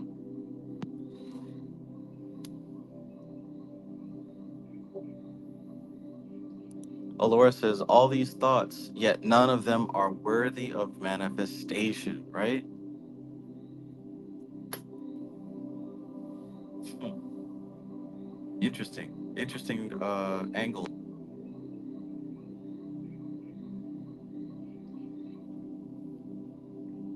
She departed immediately. Then the Zan presented herself and put forth her claim, saying, O Lord of the world, may it please thee to put me at the head of creation, since I represent the observance of the Sabbath. As it is written, remember Zechor, the day of the Sabbath, to keep it holy. The Lord replied, I will not create the world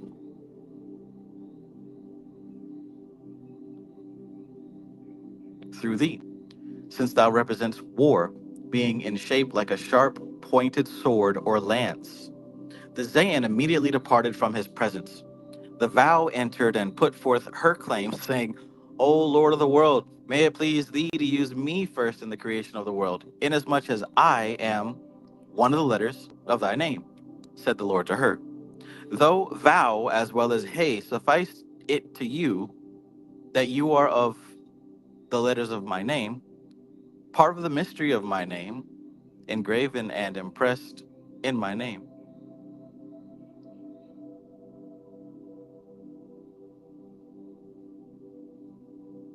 Mm.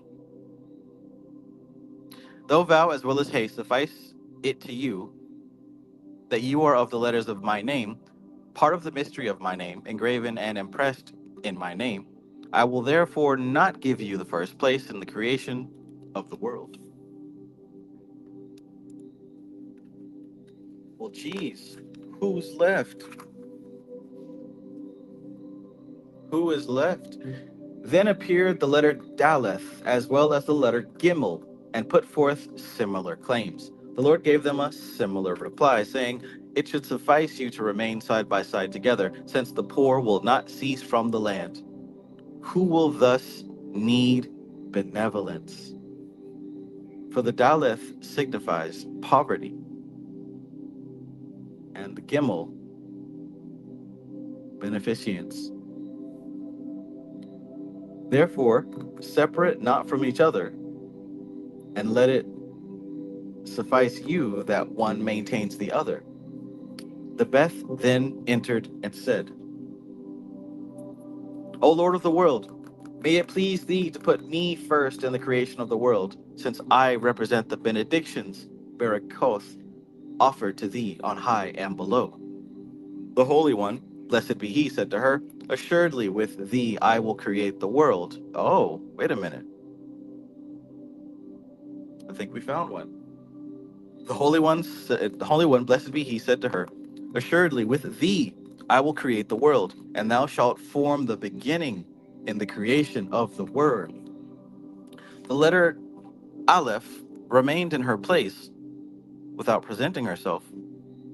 Said the Holy One, blessed be his name, Aleph, Aleph, wherefore comest thou not before me, like the rest of the letters? She answered, because I saw all the other letters leaving. Thy presence, I saw all the other letters leaving thy presence without any success. What then could I achieve there? And further, since thou hast already bestowed on the letter Beth this great gift, it is not meet for the Supreme King to take away the gift which he has made to his servant and give to another. The Lord said to her, Aleph, Aleph, although I will begin the creation of the world with Beth, thou wilt remain the first of the letters. My unity shall not be expressed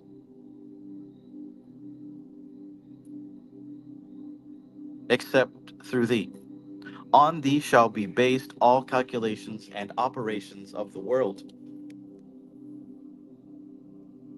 and unity shall not be expressed save by the letter Aleph. Then the Holy One, blessed be his name, made higher world letters of a large pattern and lower world letters of a small pattern. It is therefore that we have here two words beginning with Beth, Bereshith, Bara, and then two words beginning with Aleph, Elohim Eth. They represent the higher world letters and the lower world letters, which two operate above and below together as one.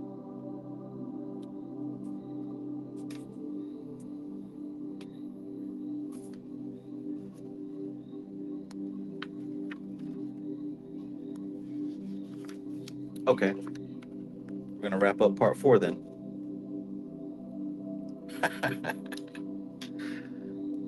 Zero, peace and greetings.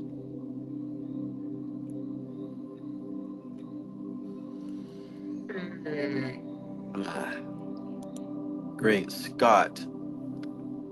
Great Scott.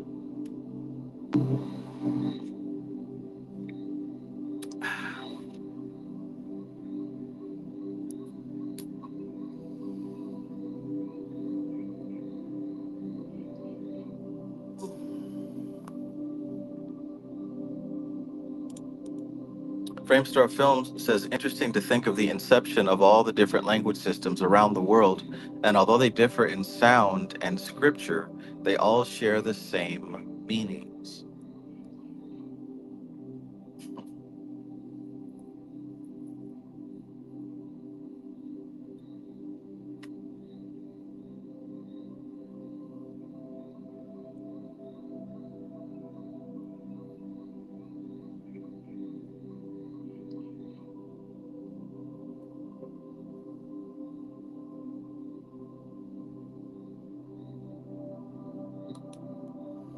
Now,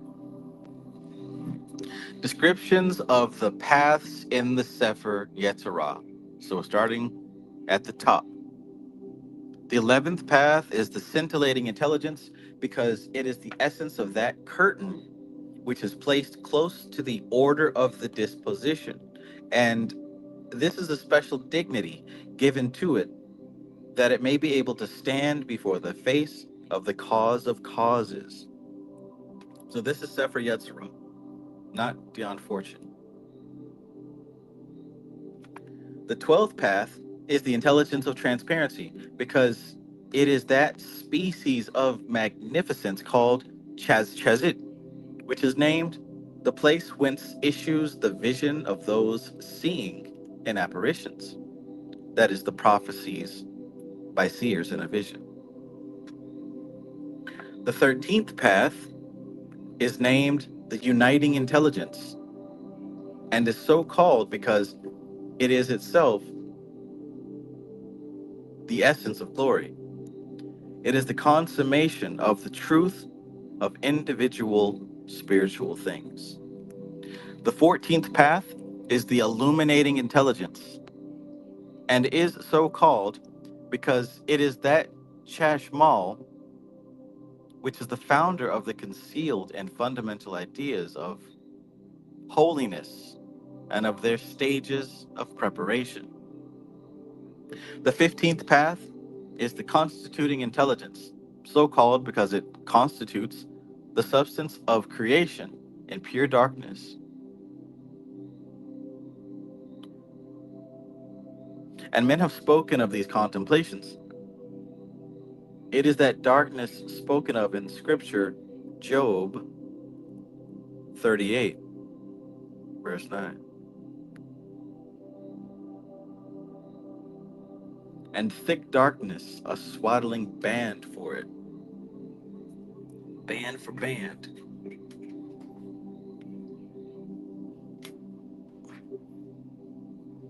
The 16th path is the triumphal or eternal intelligence, so called because it is the pleasure of the glory, beyond which is no other glory like to it.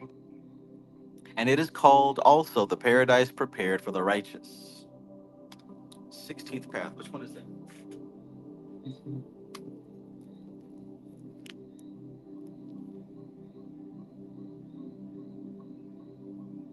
Oh, the Hierophant.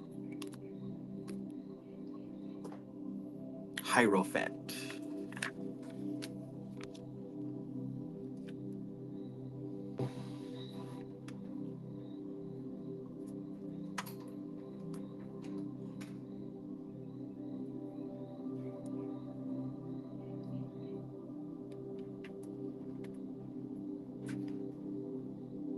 The 17th path is the disposing intelligence, which provides faith to the righteous, and they are clothed with the Holy Spirit by it. And it is called the foundation of excellence in the state of higher things.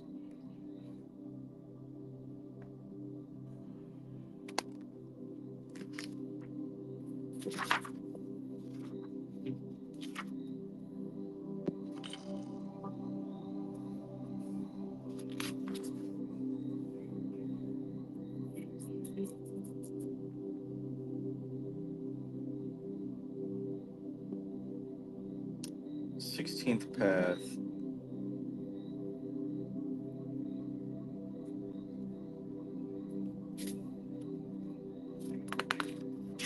Seventeenth path.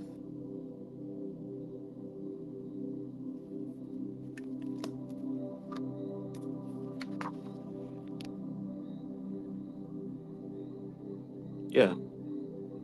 So 17 is the lovers. That's Gemini. That's Bina to Tifereth. Thank you for that donation. Thank you so much. I appreciate you.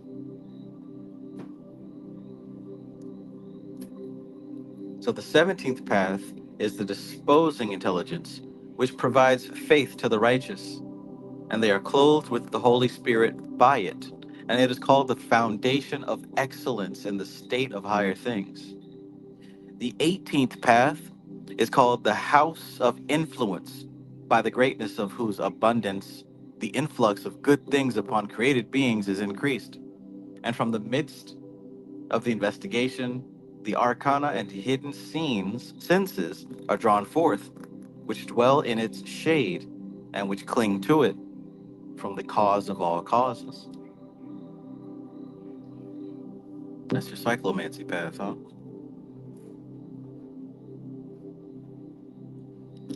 I keep going back to check which path is which. Ah, the chariot. Gotcha. The 19th path is the intelligence of all the activities of the spiritual beings, and is so called because the affluence diffused by it from the most high blessing and most exalted sublime glory. The 20th path is the intelligence of will, and is so called because it is the means of preparation of all and each created being. And by this intelligence, the existence of the primordial wisdom becomes known. The 21st path is the intelligence of conciliation, and is so called because it receives the divine influence which flows into it from its benediction upon all and each existence. The 22nd path is the faithful intelligence, and is so called because by it spiritual virtues are increased, and all dwellers on earth are nearly under its shadows. 22nd path. So which one is that? 22. Justice. Let's see. The 23rd path is the stable intelligence, and it is so called because it has the virtue of consistency among all numerations. The hanged man. The 24th path is the imaginative intelligence, and it is so called because it gives a likeness to all the similitudes which are created in like manner, similar to its harmonious elegancies.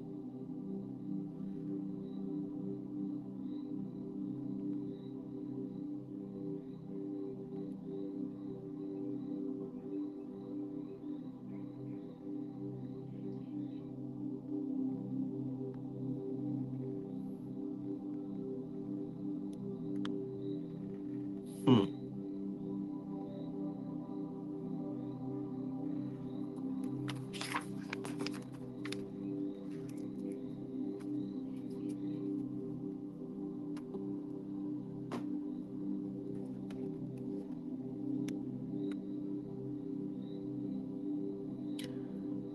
The 25th path is the intelligence of probation, or its tentative, and is so called because it is the primary temptation by which the Creator trieth all righteous persons. I think that's pretty obvious that that's the devil path, the devil card. The 26th path is called the renovating intelligence because the Holy God renews by it all the changing things which are renewed by the creation of the world.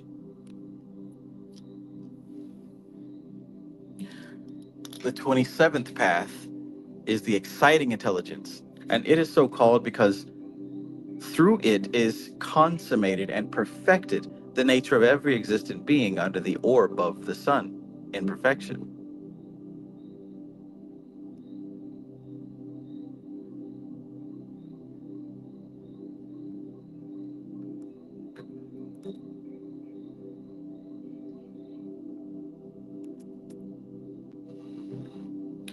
The 28th path is called the natural intelligence.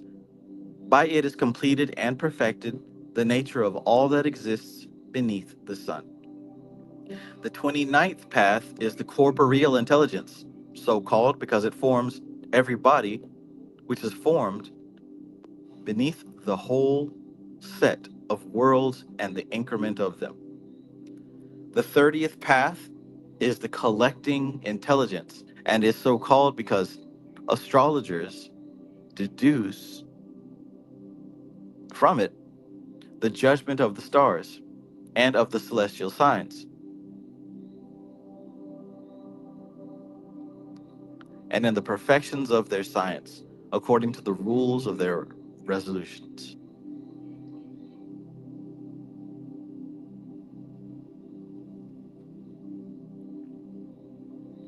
The 31st path is the perpetual intelligence. But why is it so called? Because it regulates the motions of the sun and moon in their proper order, each in an orbit convenient for it. And finally, the 32nd path is the administrative intelligence. And it is so called because it directs and associates in all their operations the seven planets, even all of them in their own due courses.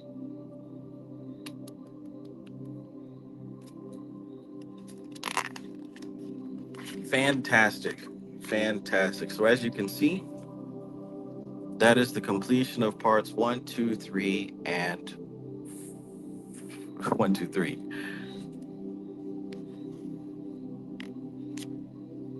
All right, so there's one piece left of this book. And as you can see, she's going to go through some updated information on each Sephirah.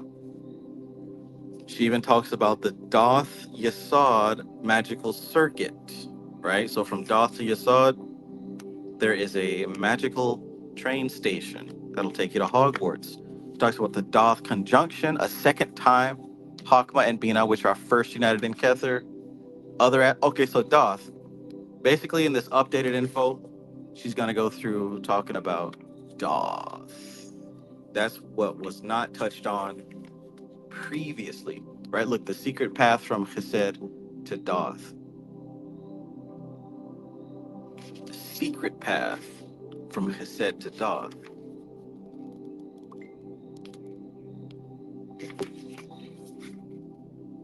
Yeah, boom. So this is the whole thing about Doth. She's even going into, just like what she went into before, the title, the gods, the spiritual experience, which is the vision across the abyss. Oh, shit.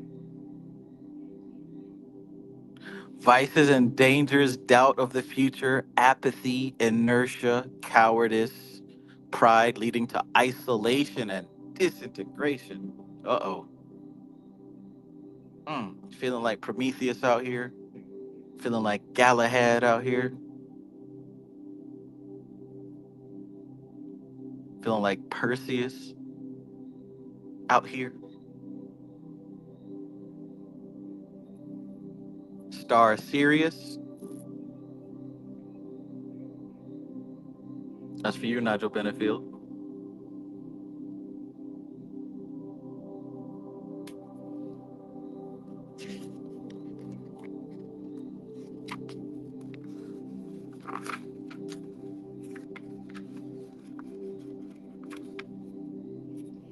But yeah, we'll do that next time because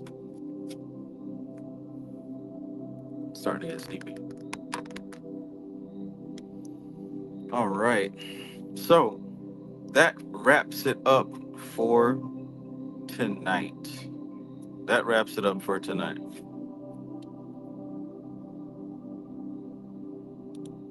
WT, peace and greetings. Peace, peace.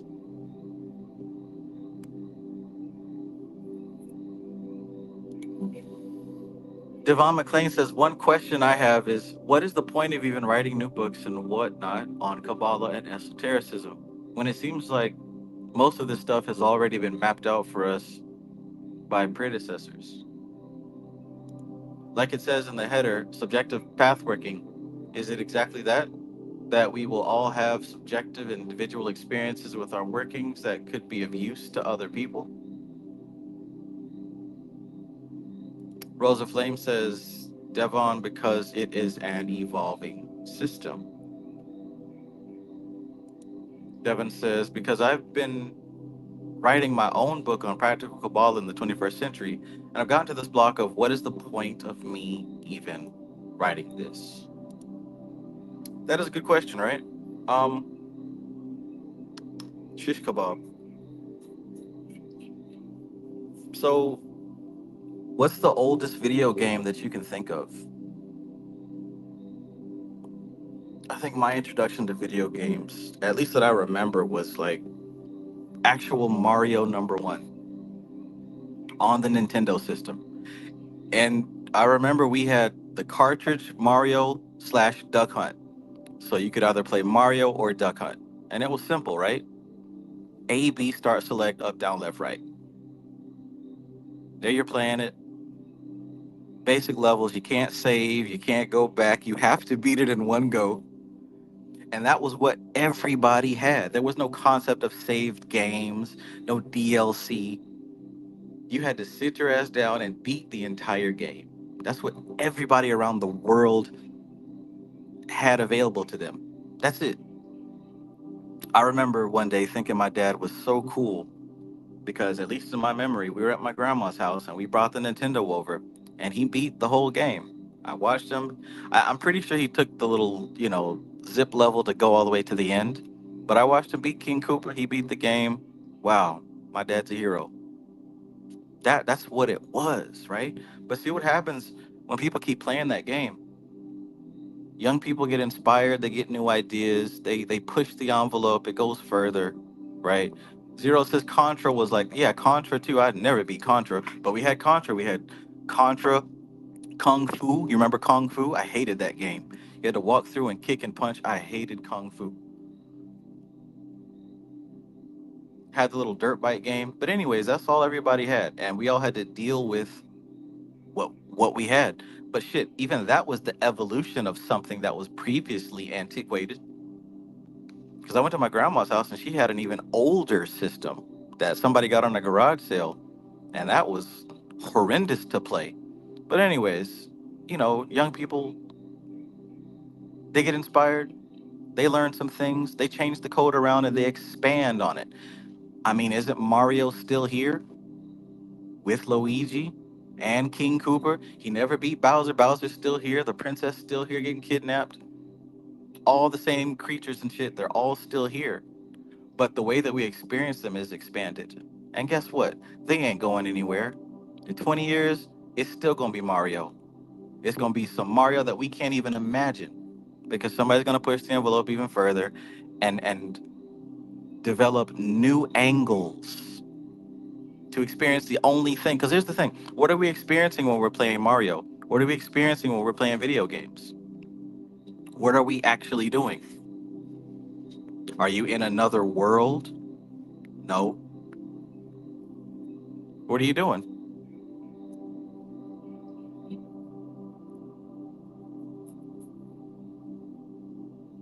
I mean, you're in a trance, you're in hypnosis, you're going within,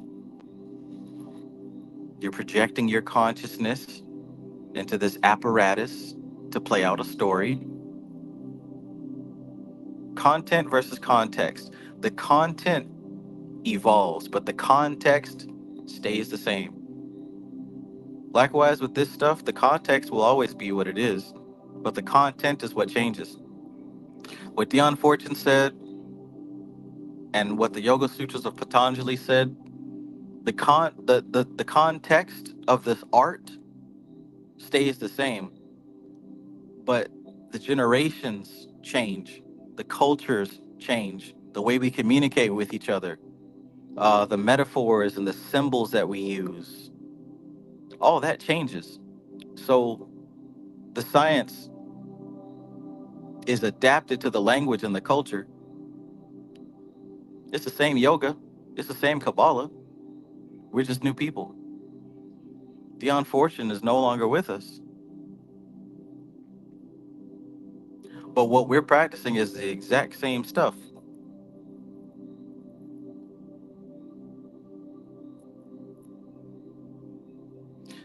Let me know if that adds anything to your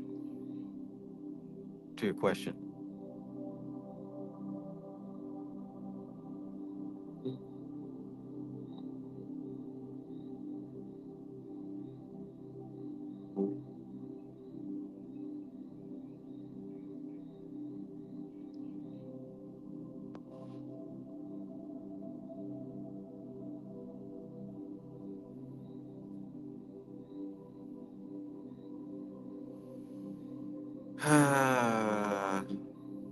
In any case,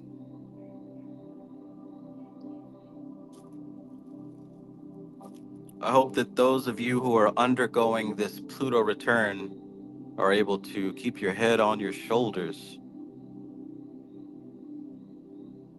Because, man, oh man.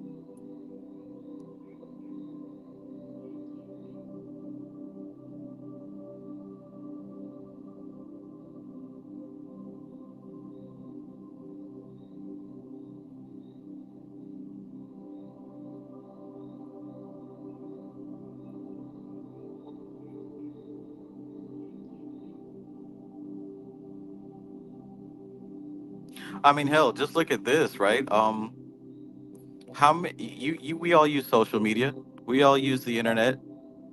How many people do you think are going to be able to pick this book up and read it and understand it and go on about their day with something useful and appropriate from this text? How many people actually read the Bible and understand the Bible without help? If anything, the language alone throws people off, right?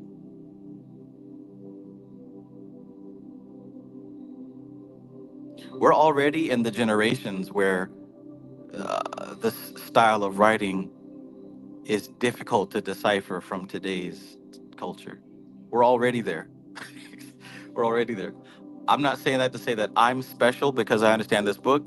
I'm saying that because the world has changed so much that most people, unless you got a good reason, you're not going to sit down and read this book.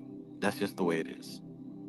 So Kabbalah will find its voice in today's generation. It will, just like it found Dion Fortune in her time, 100 years ago.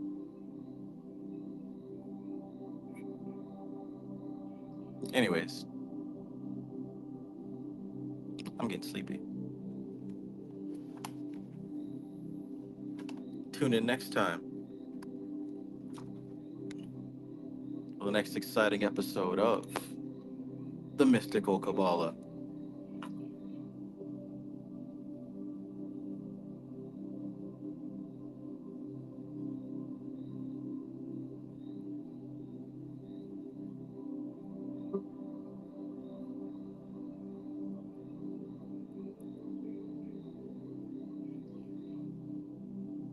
Kevin Wise, peace, peace.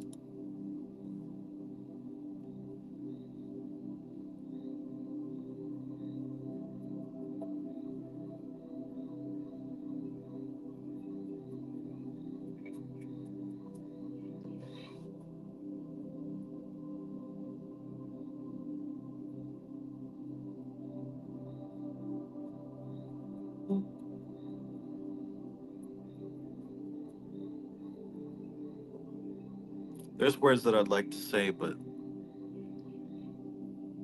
they're just not coming out right now.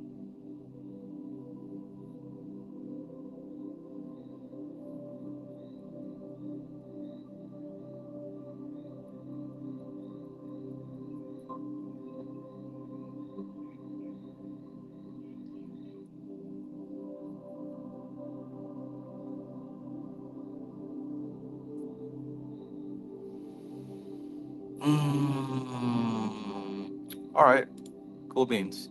See you all next time. We'll try to wrap this up here during the week so that we can start the next text on Saturday. Sound good? I think so.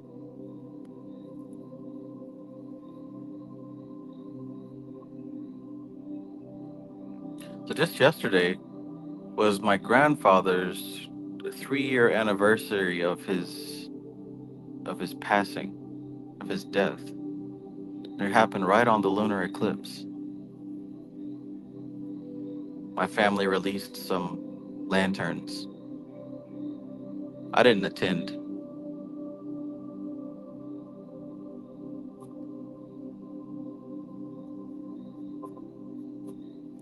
Interesting how these things line up. All right, have a good night. This is TK Trev, aka Travis Magus, here with LVX777. I love you. Peace.